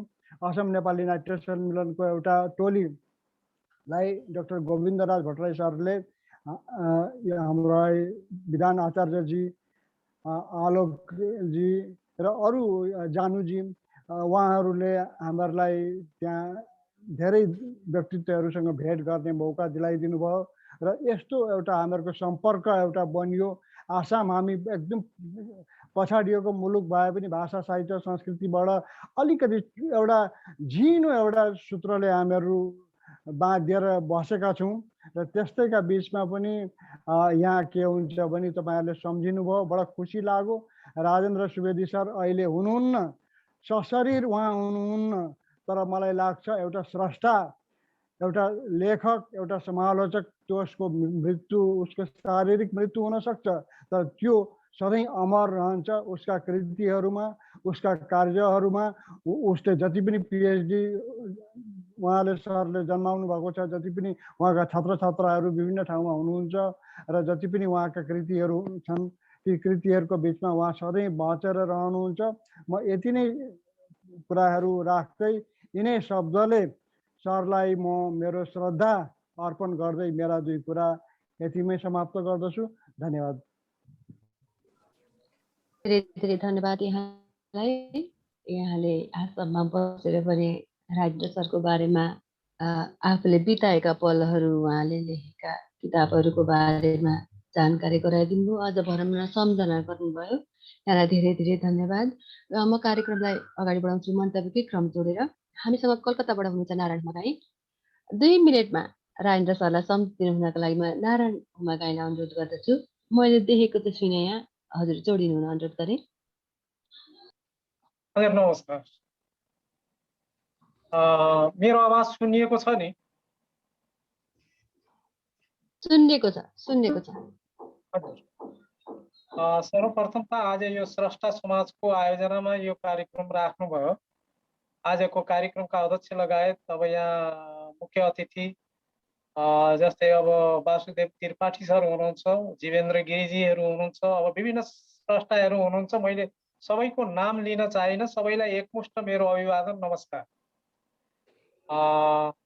विशेष गरेर आज राजेन्द्र सुवेदी सरको चाहिँ जुन स्मृतिको लागि जो कार्यक्रमको आयोजना भयो, मैले उहाँलाई धेरै पहिलादेखि होइन, म कलकत्तैतिर बस्ने भएको हुँदाखेरि पनि मेरो 2068 तिर इलामको एउटा साहित्य सम्मेलन भएको थियो। त्यही साहित्य सम्मेलनमा हामीहरूको जम्का भेट भयो। उहाँले मलाई त्यति धेरै पनि चिन्नुहुन्न थियो, तर उहाँले जब त्यो आलोचनाको विषय, समालोचनाको विषय त्यहाँ राख्नुभयो, मैले उहाँलाई चाहिँ राम्रोसित अध्ययन गर्ने मौका त्यहाँ पाएँ। अनि त्यसभन्दा पछि हामी 2075 मा चाहिँ मदन भण्डारी स्मृति प्रतिष्ठानबाट चाहिँ भानु जयन्तीको कार्यक्रम आयोजना भएको थियो। हामी कलकत्ताबाट गएका थियौँ। अब सत्यप्रकाश तिवारीजीले भर्खरै अलि अघि यहाँ कुराहरू राखि पनि सक्नुभयो। हामी यहाँ कलकत्ताबाट लगभग 3 जना जति गएका थियौँ। त्यति बेला उहाँसित धेरै कुराहरूमा चाहिँ हामीहरूले चाहिँ अन्तर्क्रिया, विभिन्न कुराहरू चाहिँ राख्ने मौका पायौँ। अनि त्यसभन्दा पछि 2076 सालमा फेरि शब्दार्थ त्यो ग्रन्थालय थियो एउटा उसमा चाबेलमा, त्यहाँ उहाँसितको चाहिँ भेटघाटमा मैले भारतका नेपाली भाषाको सन्दर्भमा, साहित्यको सन्दर्भमा, शिक्षाको सन्दर्भमा धेरै कुरा उहाँसित चाहिँ चर्चा गर्ने मौका पाएको थिएँ। उहाँले मलाई यहाँसम्म पनि कुरा राख्नुभयो, अब तपाईँ त्यहाँ कलकत्तामा हुनुहुन्छ, विशेष गरेर त्यहाँको साहित्यिक कार्यक्रमलाई अगाडि बढाउनुहोस्, अब वैधानिक तरिकाबाट अगाडि बढ्नुहोस्, हामीहरूले यहाँबाट के सहयोग गर्नुपर्छ त्यसको लागि हामी एकदम तयारी छौँ भनेर चाहिँ आश्वासन दिनुभयो। र त्यसभन्दा पछि फेरि युद्ध प्रसाद मिश्रको चाहिँ एउटा प्रतिष्ठानमा सानो भेटघाटको कार्यक्रम थियो, त्यहाँ पनि यसो हामीहरूको थोरै जम्का भेट मात्र भयो। यसरी सुवेदी सरलाई चाहिँ मैले राम्रैसित अध्ययन गर्ने मौका यो विभिन्न समयबाट चाहिँ पाएको थिएँ। र अनि आज हठास यस किसिमको चाहिँ घटना सुन्दाखेरि साह्रै अब स्तब्धता बनायो नै। एउटा नेपाली साहित्यलाई, नेपाललाई मात्र नभएर त्यसले चाहिँ बाहिर भारतका पनि कतिपय क्षेत्रहरूलाई पनि त्यसको चाहिँ अपूरणीय अवस्था एउटा महसुस गर्नुपर्ने स्थिति बनायो। यसको लागि मैले धेरै नबोल्दै उहाँप्रतिको चाहिँ आफ्नो श्रद्धाञ्जली अर्पण गर्दै आफ्नो भनाइलाई यहीँ समाप्त गर्छु। धन्यवाद, नमस्कार। धेरै धन्यवाद हजुरलाई। यहाँले आज राजेन्द्र सुवेदी सरलाई सम्झिनु भयो। हामी राजेन्द्र स्मृति साहित्य सभामा छौँ। अब म कार्यक्रमलाई अगाडि बढाउँछु मन्तव्यबाट। आज हामी राजेन्द्र सरलाई सम्झिरहेका भएर, उहाँको स्मृति गरिरहेका भएर उहाँसँग जोडिएका साथी, विद्यार्थी, सहयात्रीहरूका मन्तव्य सुन्छौँ। कृपया आफ्नो सबै माइकहरू चाहिँ म्युट गरिदिनु होला। अब कार्यक्रमलाई अगाडि बढाउँछु मन्तव्यलाई नै जोडेर। आदरणीय पूर्व मन्त्री श्री त्रिलोचन ढकालज्यूलाई राजेन्द्र सुवेदी सरको बारेमा केही भनिदिनु हुनको लागि अनुरोध गर्दछु। मैले देखिरहेको छुइनँ यहाँ हुनुहुन्छ भन्ने चाहिँ हुनुहुन्छ ढकाल सर। सबैलाई नमस्कार। कार्यक्रमका अध्यक्षज्यू, प्रमुख अतिथिज्यू र उपस्थित सम्पूर्ण विद्वान मित्रहरूलाई पुनः म नमस्कार गर्न चाहन्छु। राजेन्द्र सुवेदी जीसँग मेरो चिनजान भएको लामै समय भयो। पहिला राजनीतिक कामका सन्दर्भमा उहाँसँग भेट भएको थियो र पछि साहित्यिक विषयसँग पनि सम्बन्धित भएर भेट भयौँ। उहाँ एकदम विद्वान हुनुहुन्थ्यो। त्यो साहित्य सम्वर्धन केन्द्रको अध्यक्ष हुँदाखेरि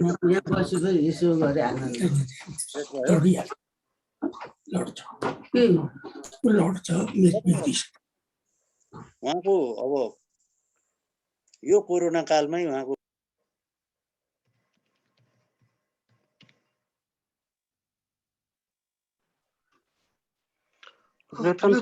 त्रिलोचन सरको अलिकति म्युट भयो, कहाँ छोइयो, म्युट भयो, कृपया आफूलाई अनम्युट गरिदिनुहोस्। यस्तो भयो होला, होस्टले अरूलाई अनम्युट गर्दा त्यस्तो भयो होला, म्युट गर्दा। त्यस्तो भएको छैन रमेशजी। अब राजेन्द्र सुवेदीजी देशको एउटा स्थापित विद्वान हुनुहुन्थ्यो र उहाँले देशलाई निकै धेरै बौद्धिक खुराक दिइरहनु भएको थियो। उहाँ सधैँ सम्झन लायक हुनुहुन्छ। उहाँसँग मैले एउटा पुस्तकमा भूमिका लेख्दिन भनेको थिएँ। उहाँले निकै मेहनत गरेर लेखिदिनु भएको छ, पुस्तक प्रकाशित पनि गर्नुभएको छ। तर त्यो पुस्तक उहाँलाई दिन नपाउँदै उहाँको लेखिदिएको त्यो भूमिका प्रकाशित भइसकेको छ है भनेर उहाँलाई जानकारी गराउन नपाउँदै उहाँ चाहिँ हामीबाट बिदा हुनुभयो। अहिलेको यो विश्वव्यापी जुन कोरोना महामारी छ त्यसको उहाँ शिकार हुनुभयो। त्यसले त मलाई एकदम मर्माहत बनाएको थियो। त्यतिखेरै म एकदम स्तब्ध पनि भएको थिएँ। आज म उहाँप्रति हार्दिक श्रद्धाञ्जली पुनः दिन चाहन्छु र उहाँको अभावमा जुन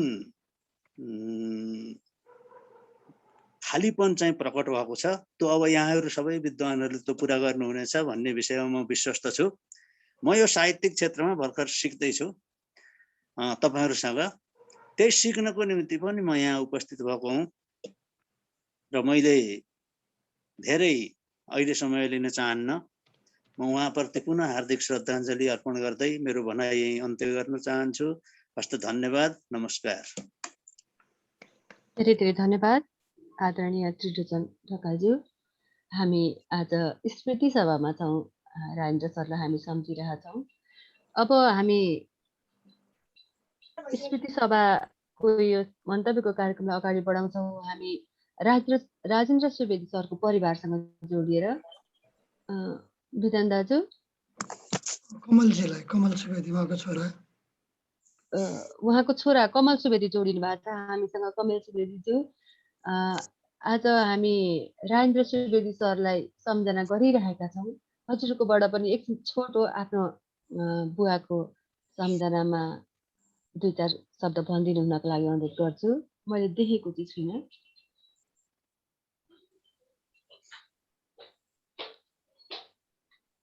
कमल सुवेदीज्यूलाई अनुरोध गरेँ।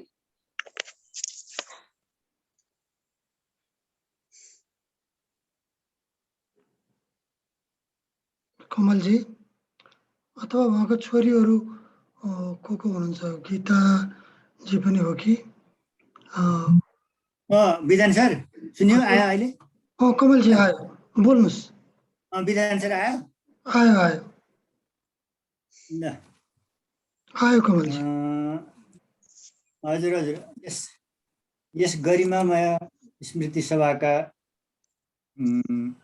आदरणीय वासुदेव त्रिपाठीज्यू, आदरणीय चूडामणि बन्धुज्यू, यो सभाको संयोजन गरिदिनु हुने नेपाल स्रष्टा समाजका नेपाल स्रष्टा समाजका के भन्नु नेपाल स्रष्टा समाजका अध्यक्ष विधान आचार्यज्यू लगायत देश विदेशका सम्पूर्ण भूभागहरूबाट चाहिँ नि उहाँको स्मृतिमा उहाँलाई श्रद्धाञ्जली अर्पण गर्नको लागि उपस्थित भइदिनु हुने सम्पूर्ण आदरणीय सज्जन महानुभावहरूप्रति म एकदम कृतज्ञ छु। मैले भन्नुपर्ने कुरा खासै धेरै केही छैन। मैले चाहिँ नि विशेष आफ्नो पहलमा एउटा वृत्तचित्रको कार्य अगाडि बढाउन गइरहेको छु।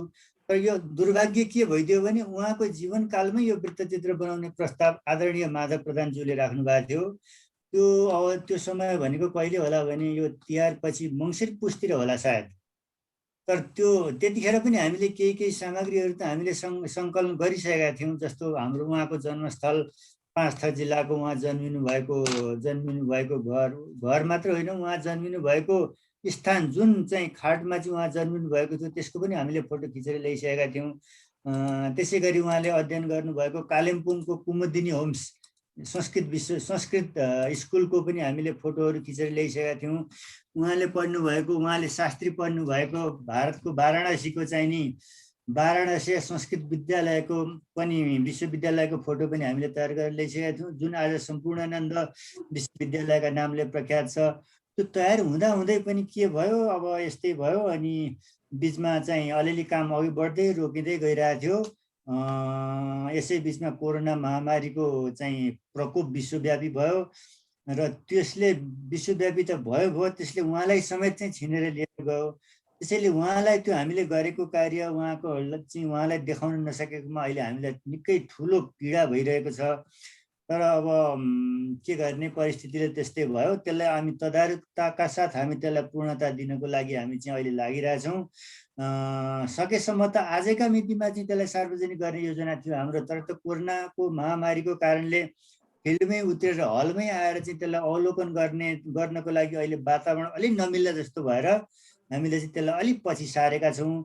सम्भवतः त्यो दसैँको घटस्थापनाको 2-3 दिन अगाडितिर चाहिँ त्यो चाहिँ नि 2-3 दिन अगाडितिर चाहिँ हामी चाहिँ यो कोरोनाको महामारी अलिक साम्य भयो भने हामी त्यसलाई सार्वजनिक गर्ने योजनामा छौँ। त्यसमा तपाईँहरू सम्पूर्ण आदरणीय मान्यजनहरूको उपस्थितिको लागि मैले अहिले नै अनुरोध गरेँ। यसबाहेक अब उहाँको स्मृति ग्रन्थको पनि तयारी हुँदैछ। त्यसको लागि चाहिँ आदरणीय वासुदेव त्रिपाठीज्यू उहाँका बुवाका पनि गुरुले नै त्यसको लागि चाहिँ त्यो स्मृति ग्रन्थ प्रकाशनको नेतृत्व गर्न तयार हुनुभएको अवस्थाले हामीलाई एकदम चाहिँ हामीलाई आनन्दको महसुस गराएको छ। त्यसै गरिकन आदरणीय जीवेन्द्र देव गिरीजी हुनुहुन्छ, उहाँले पनि चाहिँ त्यसमा चाहिँ भरमग्दुर चाहिँ सहयोग गर्न उहाँले कोसिस गरिराख्नु भएको छ। यस हिसाबले अब चाहिँ मेरो भाइ नि भनौँ, अब चाहिँ नि अब रमेश शुभेच्छुकज्यूको त्यसमा चाहिँ सशरीर उहाँले खट्नु भएको छ र खट्नु हुने नै छ भन्ने मलाई लागेको छ।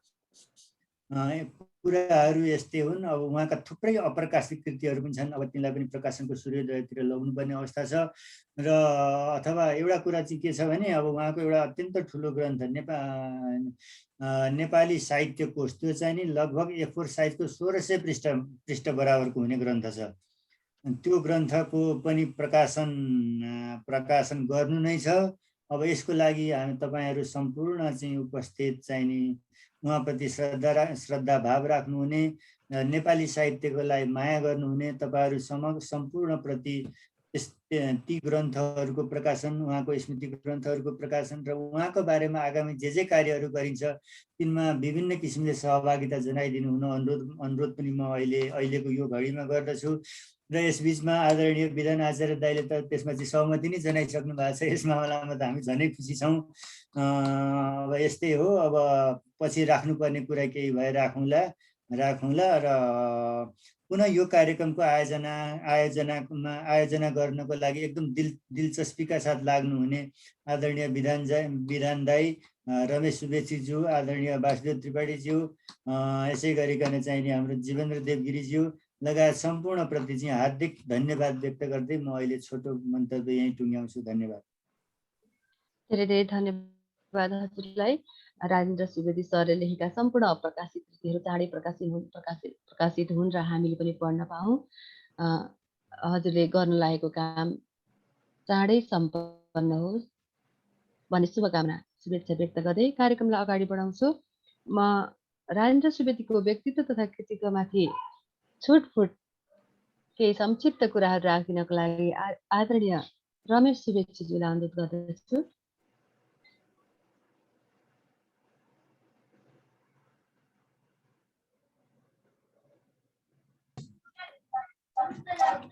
हार्दिक धन्यवाद।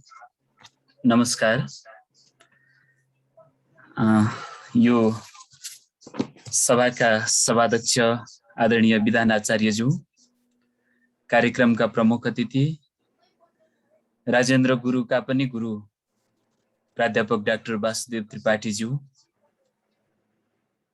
कार्यक्रममा उपस्थित सुवेदी सरका गुरु, सुवेदी सरका सहकर्मी, सहयात्री, शिष्य शिष्या, आदरणीय गुरुआमा,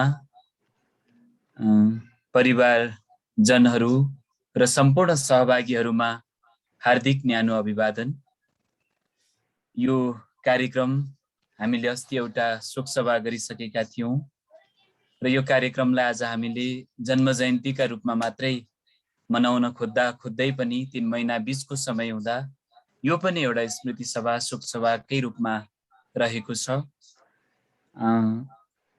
यो उहाँको यो अपरझटको निधनले, विश्व महामारीको कारणले भएको निधनले धेरै कुरामा क्षति पुर्याएको छ। हामी धेरै कुरामा अल्मलिएका छौं उहाँको बारे के गर्ने कसो गर्ने भनेर। अस्ति यो राजेन्द्र सुवेदी स्मृति सभा गठन गर्ने क्रममा मैले उहाँका अप्रकाशित प्रकाशन गर्न बाँकी सामग्रीहरूका बारे एउटा केही सूचनाहरू मैले सार्वजनिक गरेको छु। उहाँको फेरि गुड बाई छोडी जानेहरूलाई भन्ने कृति तयारी अवस्थामा रहेछ र त्यस्तो सामग्री छापिएको कुनै पत्रिकामा सूचना छ भने त्यो हामीलाई उपलब्ध गराइदिनु होला भन्ने अनुरोध गर्छु। अर्को एउटा वैचारिक र व्यङ्ग्य प्रधान निबन्धहरूको संग्रह पनि तयारी अवस्थामा रहेछ। उहाँका फुटकर समालोचनाहरूको एउटा राम्रो संग्रह हुने अवस्थामा रहेछ। उहाँका भूमिकालाई मात्रै भेला पार्ने हो भने 300 पेज हाराहारीका 3टा संग्रह हुने अवस्थामा सामग्रीहरू रहेछन् र उहाँले सम्पादन गरेका ग्रन्थहरूका सम्पादकीय पनि एउटा ग्रन्थ हुने अवस्थामा रहेछन् र सबैभन्दा उहाँको सृजनापट्टि चाहिँ हामीले थाहा नपाइराखेको, हामीले कम महत्त्व दिइराखेको, उहाँले फुटकर कविताको साधना गर्दै, खण्डकाव्यहरूको साधना गर्दै, महाकाव्यको साधना गर्नुभएको पक्ष हामीले कम वास्ता गरिराखेको क्षेत्र उहाँले एउटा कविता संग्रह तयारी अवस्थामा राख्नु भएको रहेछ र एउटा खण्डकाव्य त्यो अलि लघु काव्य जस्तो अवस्थामा फेला पर्यो। यी सामग्रीहरू फेला परेका छन्। उहाँले केही पेन ड्राइभमा, केही एउटा हार्ड ड्राइभमा, केही ल्यापटपमा, अब यति छिटो केही होला भन्ने उहाँलाई लागेको थिएन, हामीलाई त झन् लाग्ने कुरा भएन। यस्तो छरिएको अवस्थामा रहेछन् र यी सामग्रीको प्रकाशक खोज्दै यसलाई अगाडि बढाउने र सरको स्मृति ग्रन्थ पनि प्रकाशन गर्ने गरी त्रिपाठी सरदेखि हामीसम्म यो पहल गर्नेछौँ। सरले हामीलाई देखाएको बाटो सम्भवतः यही होला। र एउटा अर्को कुरा, उहाँले डिल्लीराम तिमसिनाका अप्रकाशित रचनाहरूलाई सङ्कलन गर्नुभएको रहेछ। डिल्लीराम तिमसिना अहिले यहाँ भारतका विभिन्न ठाउँबाट विद्वानहरूको प्रतिनिधित्व छ, बनारस विश्वविद्यालयमा हुनुहुन्थ्यो। उहाँका अप्रकाशित अहिलेसम्म बाहिर नआएका सामग्रीहरूलाई उहाँले एउटा ग्रन्थको रूपमा तयार पार्नु भएको रहेछ। त्यस्तै एकजना द्रोण पौडेल भन्ने व्यक्तिका बारेमा उहाँले सम्भवतः स्मृति ग्रन्थ बनाउँदै हुनुहुन्थ्यो। त्यो सामग्री अलि केही सामग्रीहरू उहाँले सङ्कलन गर्नुभएको रहेछ र उहाँले रामानन्द गिरीको र अरू केही व्यक्तित्वहरूको स्मृति ग्रन्थको र केही व्यक्तित्वहरूको ग्रन्थ तयारीको योजना गर्नुभएको रहेछ। उहाँका गर्दा गर्दै छुटेका कामहरू यी रहेछन् र मूल चाहिँ अघि कमल सरले भनेको साहित्य कोश, त्यो साहित्य कोश एकजना शुभचिन्तकले अलि फरक ढङ्गले प्रकाशन गर्ने प्रस्ताव पनि राख्नु भएको रहेछ परिवारमा। तर त्यसलाई राजेन्द्र सरकै नाम मात्रै रहेर प्रकाशन होस् भन्ने अस्तिको विद्वत सभाले एउटा स्वीकृति दिएको छ, एउटा आवाज उठाएको छ र त्यसै गर्नुपर्छ भन्ने हामीलाई लागेको छ। उहाँको जीवन एउटा अभिप्रेरक व्यक्तित्वको रूपमा हेर्छु म। 5 थरको एउटा पिछडिएको समाजमा जन्मेर शिक्षाको खोजीमा गुरुकुलदेखि संस्कृत शिक्षादेखि आधुनिक शिक्षासम्म, गुरुकुलदेखि विश्वविद्यालयसम्म उहाँले हिँडेको बाटो र उहाँले विद्यालयको सामान्य शिक्षकदेखि, हेडमास्टरदेखि, क्याम्पस प्रमुखदेखि, विश्वविद्यालयमा नेपाली केन्द्रीय विभागको नेतृत्वदेखि, विशेष समितिको नेतृत्वदेखि एमफिल सञ्चालकको संस्थापक संयोजकसम्म उहाँले जे गर्नुभयो त्यो नेपाली भाषा साहित्य शिक्षासँग सम्बन्धित छ र उहाँ जहाँ जहाँ जानुभयो त्यहाँ एउटा छाप छोडेर हिँड्नु भएको छ। उहाँले जहाँ जहाँ पुग्नुभयो त्यहाँ एउटा छाप छोडेर हिँड्नु भएको छ। आज उहाँसँग यहाँ आसामबाट, कोलकाताबाट, मणिपुरबाट साथीहरू जोडिनु भएको छ। उहाँले सम्राटका सीमारेखा बाहिर भानुभक्त भन्ने पुस्तक नै लेख्नु भएको छ। नेपाल बाहिर भ्रमण गरेका सन्दर्भहरूबाट, नेपाल बाहिर भानुभक्त आचार्य पुगेका सन्दर्भहरूबाट उहाँले साहित्य, एउटा साहित्यकारको मात्रै भूमिका भन्दा पनि बहुविश्वविद्यालयहरू, त्यो पनि स्वदेश र विदेशका विश्वविद्यालयहरूसँग संलग्न भएर विशिष्ट शिक्षा सेवा र त्यस्तै नेपाल, भारत र अन्य मुलुकमा जस्तै माइकल हटलाई लगायतका विदेशमा छरिएका व्यक्तित्वहरूलाई हिमवत खण्ड साहित्य सम्मेलनका माध्यमबाट जोड्ने काम र अरू बेला पनि प्रसङ्गले नेपाल घुम्न आएका, प्रसङ्गले शिक्षा अरू पेसाका काममा नेपाल आएका व्यक्तित्वहरूलाई कुनै न कुनै संस्थासँग जोडेर उनीहरूका विचार सुन्ने, उनीहरूलाई नेपालसँग कुनै न कुनै रूपमा जोड्ने जस्ता काम उहाँले गरिरहनुभयो। त्यही उहाँ चाहिँ एउटा सांस्कृतिक दूतका रूपमा पनि हुनुहुन्थ्यो। अनि एउटा उहाँको व्यक्तित्वलाई सम्झँदा म अब धेरै शोकको कुरा भन्दा पनि हामीले उहाँबाट के सिक्ने, के अगाडि बढाउने भन्ने कुरामा केन्द्रित भएर म कुरा गर्छु। एउटै व्यक्तिमा सर्जक व्यक्तित्व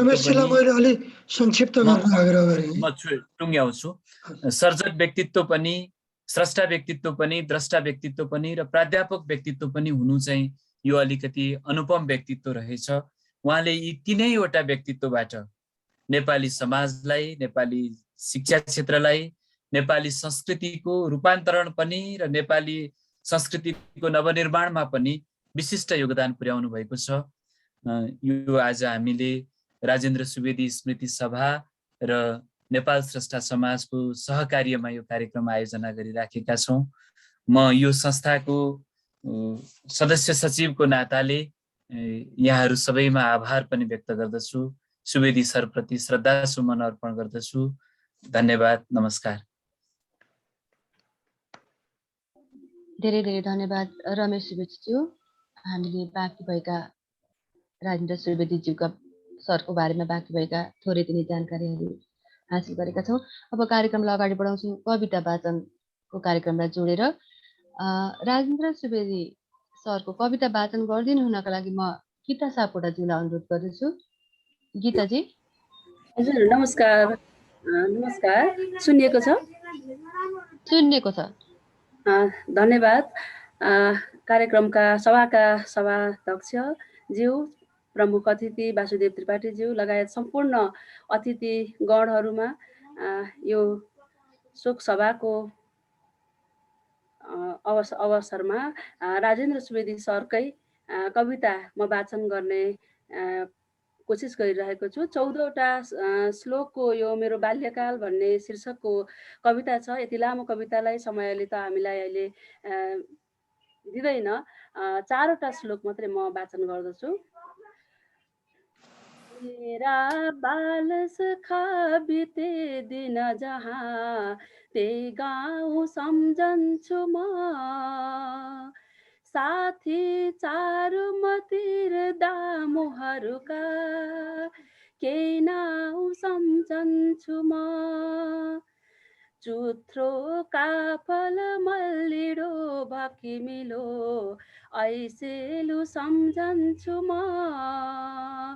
स्वप्नमा पनि झलझली किन सधैँ त्यही ठाउँ सम्झन्छु म, काबेली तटमा चुमी पयरले डाँडो सिरानी गरी,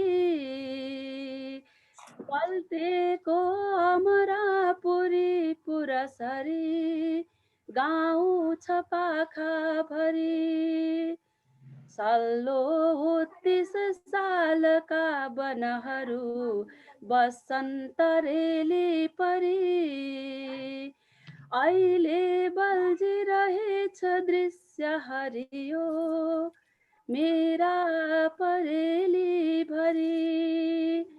बारी मुन्तिर खेतका डिलहरू नागेर हाम फालियो।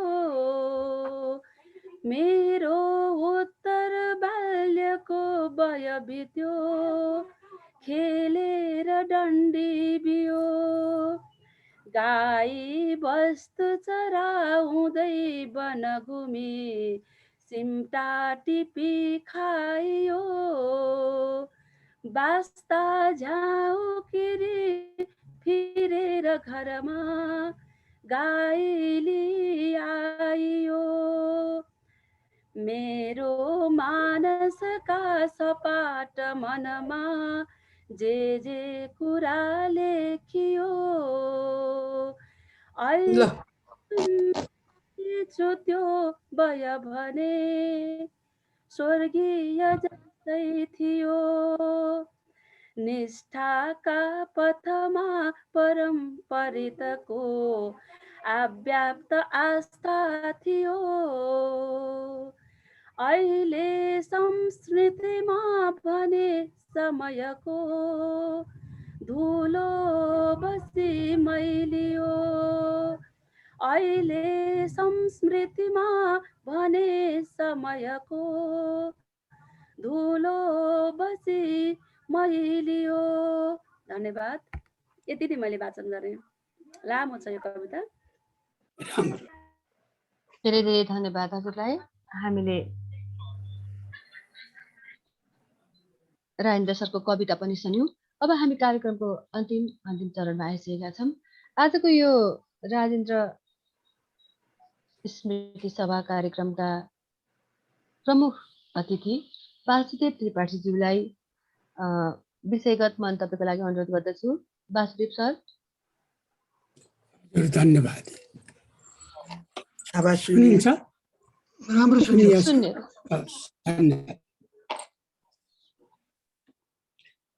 आजको प्राध्यापक राजेन्द्र सुवेदी स्मृति सभाको कार्यक्रमका आदरणीय सभापति, नेपाल स्रष्टा समाजका अध्यक्ष र प्राध्यापक राजेन्द्र सुवेदी स्मृति सभाका संस्थापक सदस्य, विधान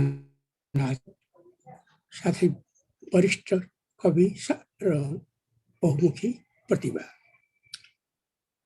आजको दिन साउन 19 गते सम्झिँदा मलाई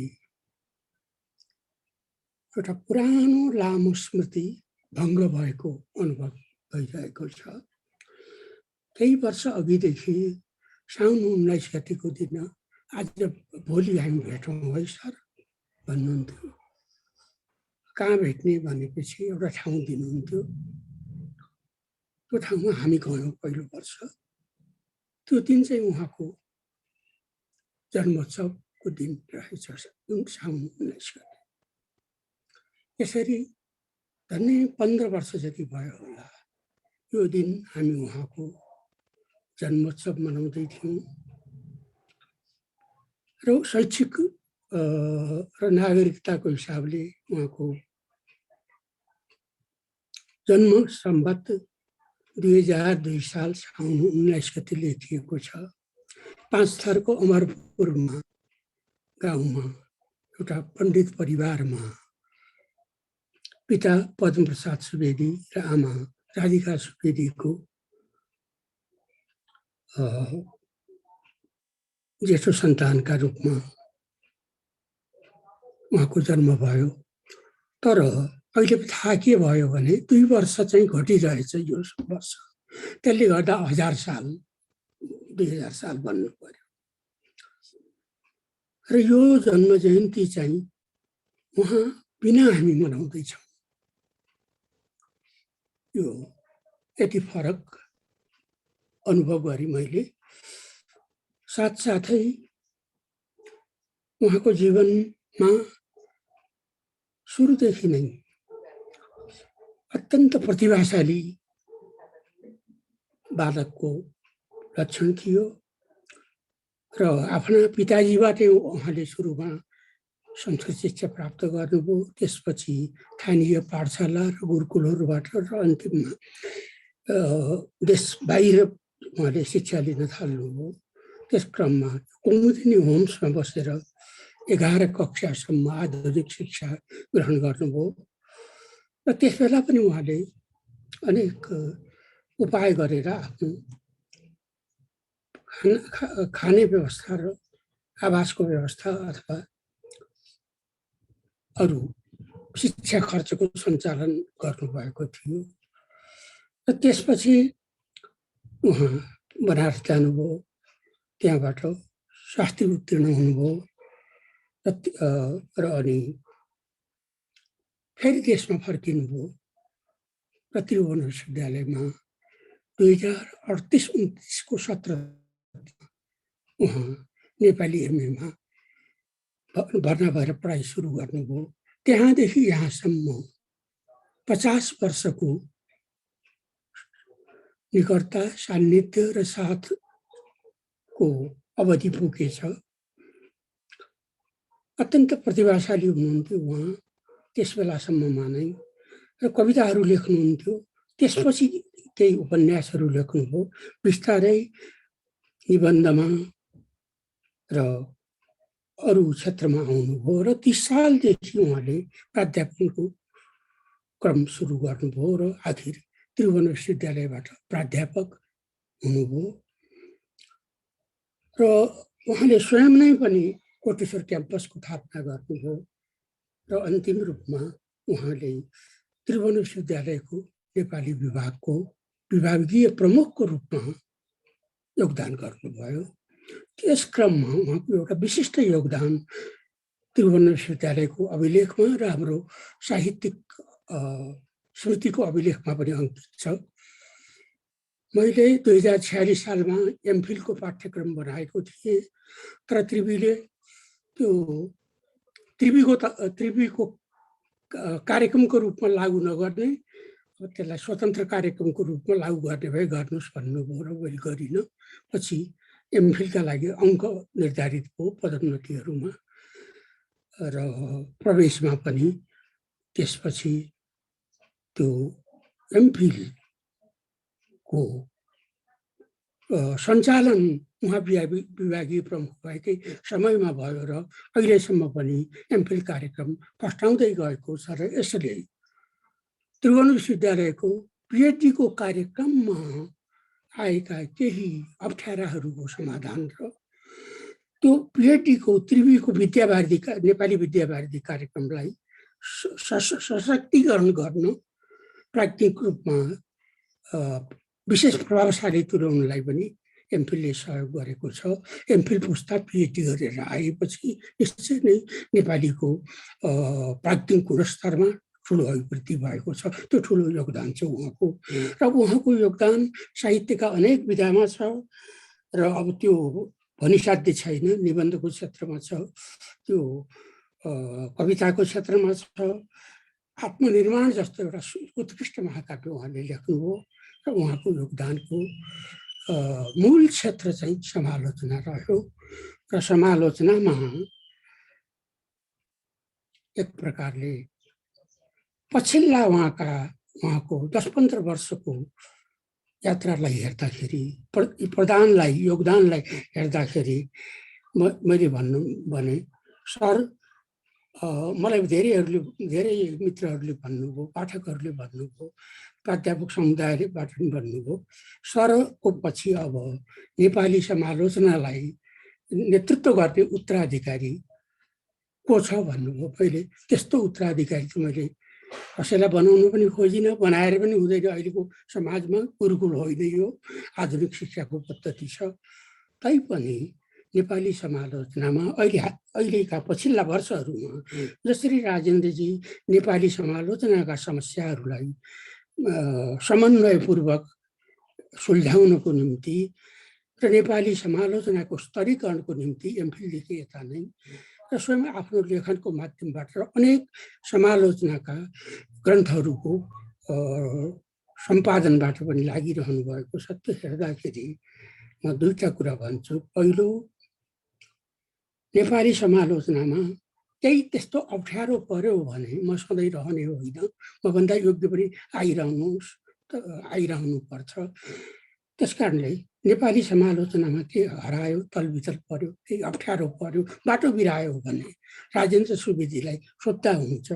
र दोस्रो, शोध समालोचनामा पनि अलमल भयो, केही कता शङ्का आशंका अथवा बाटो कतै अलमलियो जस्तो लाग्यो भने प्राध्यापक महादेव अवस्थीलाई सोद्धा हुन्छ। मैले नेपाली समालोचनामा अलिक बढ्ता ध्यान दिएर उहाँहरूको समालोचना अहिले हेरिरहेको छु। अरू पनि योग्य हुनु होला, तर अहिले मैले ध्यान दिएर हेर्दाखेरि मैले अनुभव गरेको चाहिँ सामान्यतः स्वतन्त्र समालोचना हराए राजेन्द्र सुवेदीलाई खोज्नु र शोध समालोचना हराए महादेव अवस्थीलाई खोज्नु। यसरी चाहिँ यतिसम्म चाहिँ म भन्न सक्छु भने आखिर उहाँ नै पहिला जानुभयो। यो पीडा छँदैछ। यी अभिव्यक्तिहरूको साथसाथै नेपाली साहित्यका बहुमुखी प्रतिभा, नेपाली प्राध्यापन क्षेत्रका अत्यन्त लोकप्रिय र अत्यन्त नव चेतनालाई ग्रहण गर्ने र उहाँले सांस्कृतिक अध्ययनको परिपाटीलाई ग्रहण गर्नुभयो।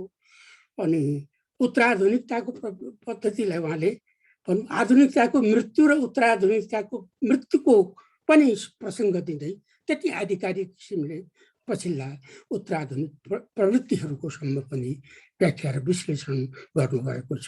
त्यसकारणले पछिल्ला समयमा उहाँले महाकाव्यको क्षेत्रमा एउटा उत्कृष्ट योगदान दिनुभयो र नेपाली समालोचनामा समष्टिमा उच्च योगदान दिनुभएको छ।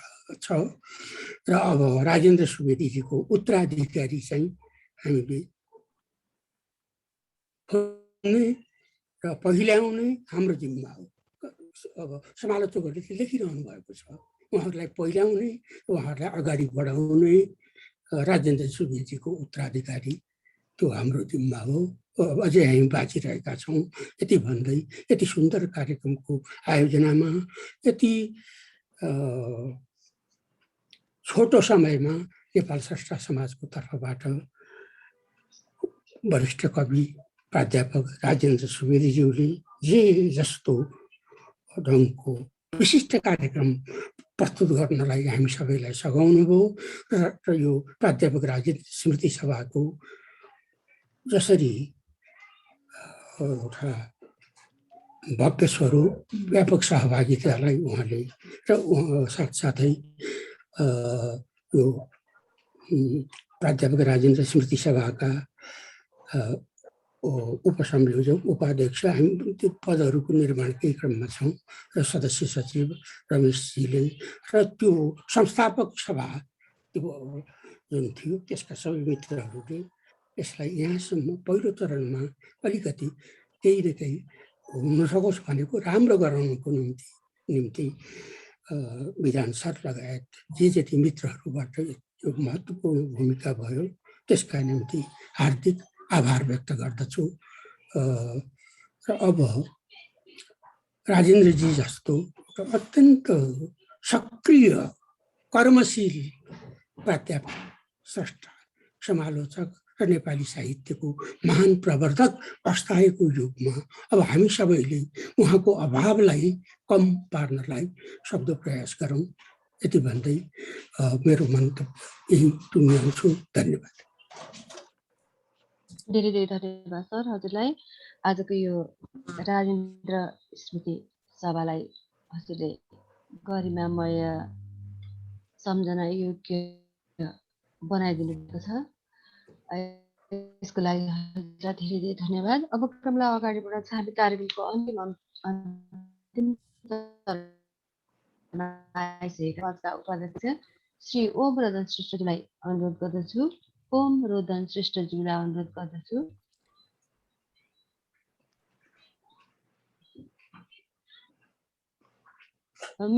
म्युट छ दाजु। हजुर श्री ओम दाजुको म्युट छ। अहिले आयो आयो आयो भएको छ दाजु भएको छ। बोल्छु आवाज छ? आएको छ दाजु, आवाज आएको छ, हजुर बोल्छु। धन्यवाद रञ्जनाजी।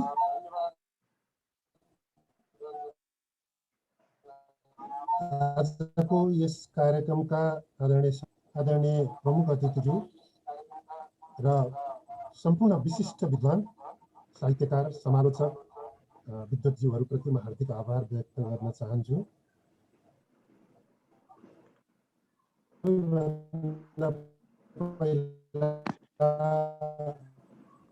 आजको कार्यक्रममा हामी लगभग 55 जना मलाई लाग्छ नेपाली साहित्य। आजको कार्यक्रममा आदरणीय राजेन्द्र सुवेदी सरको व्यक्तित्व र केही हदसम्म कृतित्वमाथि पनि हामीले कुरा भए। मलाई के लाग्छ भने उहाँले हामीलाई ससरी छोडेर जानुभएको छ, तर उहाँले अहिलेसम्म नेपाली साहित्यलाई दिनुभएका सिर्जनाहरू साँची छन्।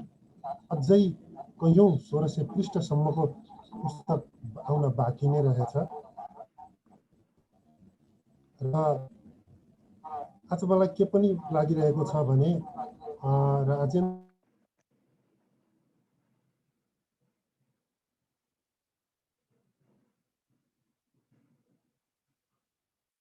श्रीओम सरको इन्टरनेटमा समस्या है क्या? बोलेको सुनिएन। सरको आएको छैन? ठिक छ, भन्नुहोस् त।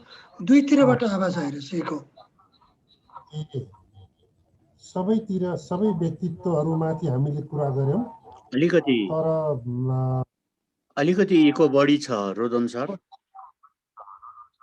इको बढी आइरहेछ।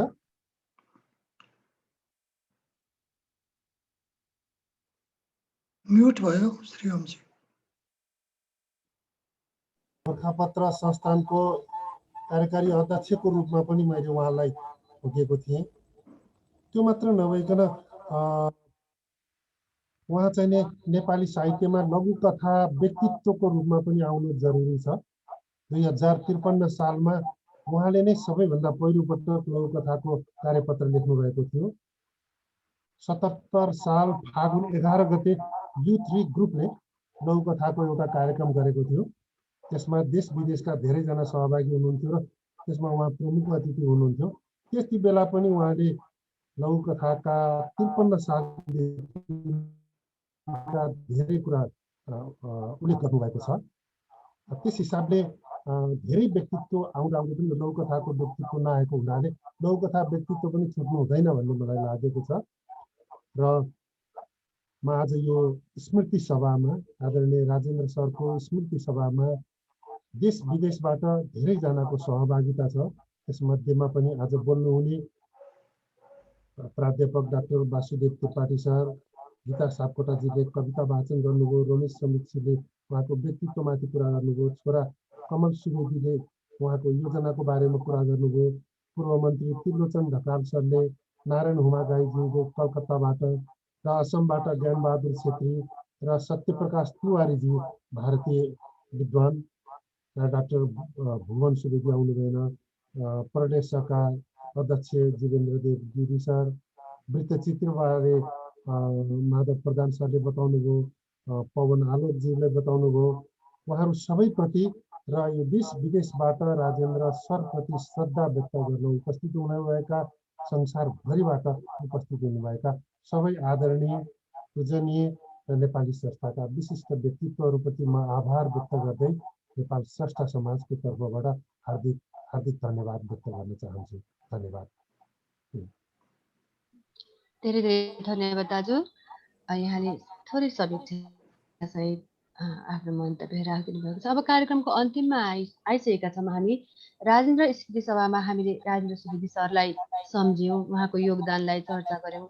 एउटा छोटो कार्यक्रमले उहाँको सम्पूर्ण कृतित्व व्यक्तित्वलाई समेट्न नसके पनि केही न केही उहाँको बारेमा उहाँका कृतिको बारेमा, उहाँको व्यक्तित्वको बारेमा केही न केही थोरै भए पनि हामीले जानकारी प्राप्त गर्यौँ भने धेरै धेरै सम्झना गर्यौँ र धेरै धेरै अभाव महसुस गरेका छौँ।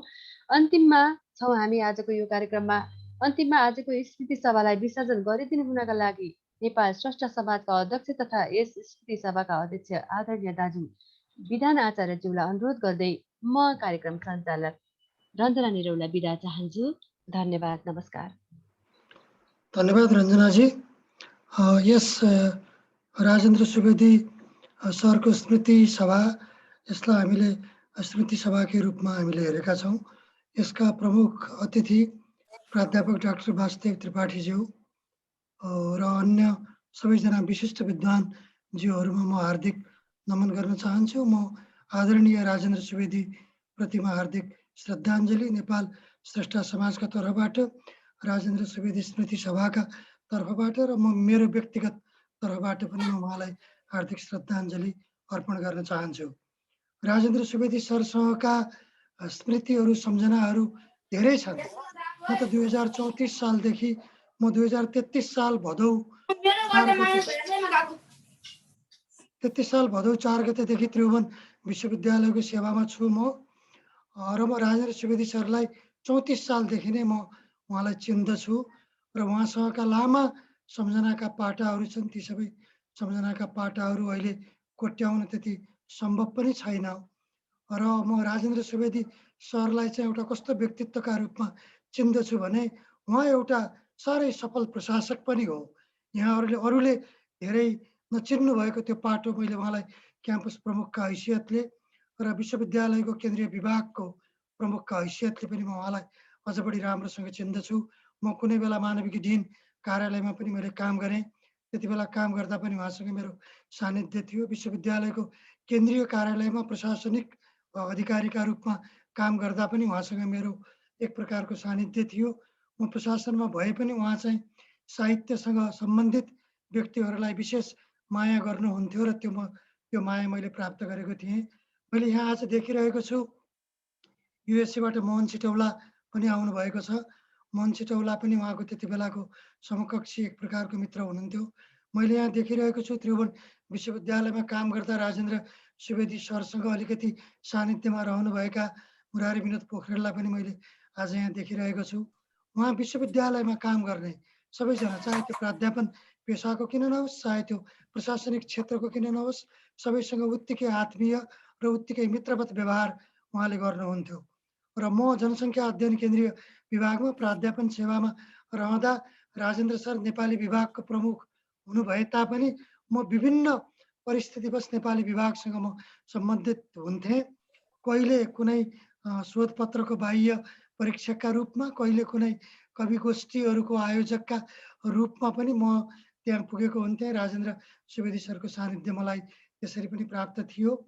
यी सबै कुराहरू गर्ने अहिले हामीसँग समय छैन। हामीले 8 बजे कार्यक्रम समापन गर्ने भनेका थियौँ। हामी 10 मिनट ढिलो भइसकेका छौँ। म क्षमा चाहन्छु, यहाँहरूको अतिरिक्त समय हामीले लियौँ। आज जति पनि वक्ताहरूले बोल्नुभयो उहाँहरू सबैलाई हाम्रो उपाध्यक्ष श्री ओम श्रेष्ठ रोदनले पहिले नै धन्यवाद ज्ञापन गरिसक्नु भएको छ। यो धन्यवाद र अरू खालको सेलिब्रेसनको कुरा भन्दा पनि यो आज श्रद्धाञ्जली सभा हो, यो शोक सभा हो। यो शोक सभामा म पुनः राजेन्द्र सुवेदी सरलाई उहाँका कृतिहरूबाट, उहाँले गर्नुभएका कामहरूबाट सम्झना गर्दै म उहाँलाई फेरि हार्दिक नमन पनि टक्र्याउँदै, उहाँप्रति नमन पनि टक्र्याउँदै म उहाँलाई पुनः श्रद्धा सुमन प्रकट गर्न चाहन्छु। र एक मात्र कुरा वासुदेव त्रिपाठी सरले भन्नुभएको कुरा म के दोहोऱ्याउन चाहन्छु भने राजेन्द्र सुवेदी एक मात्र हुनुहुन्थ्यो। अब अर्को दोस्रो राजेन्द्र सुवेदी हामी प्राप्त गर्न सक्ने छैनौँ। उहाँले देखाउनु भएका बाटोमा पछिल्तिर हिँड्दै अरूले राजेन्द्र सुवेदी सरका चरित्र र गुणहरूलाई पछ्याउन्। भोलिको नेपाली समालोचनाले आफ्नै मौलिक स्वरूप प्राप्त गरोस्। राजेन्द्र सुवेदी शर्मा हार्दिक श्रद्धाञ्जली प्रकट गर्दै म आजको यो कार्यक्रम यही समापन भएको घोषणा गर्न चाहन्छु। धन्यवाद सबैमा।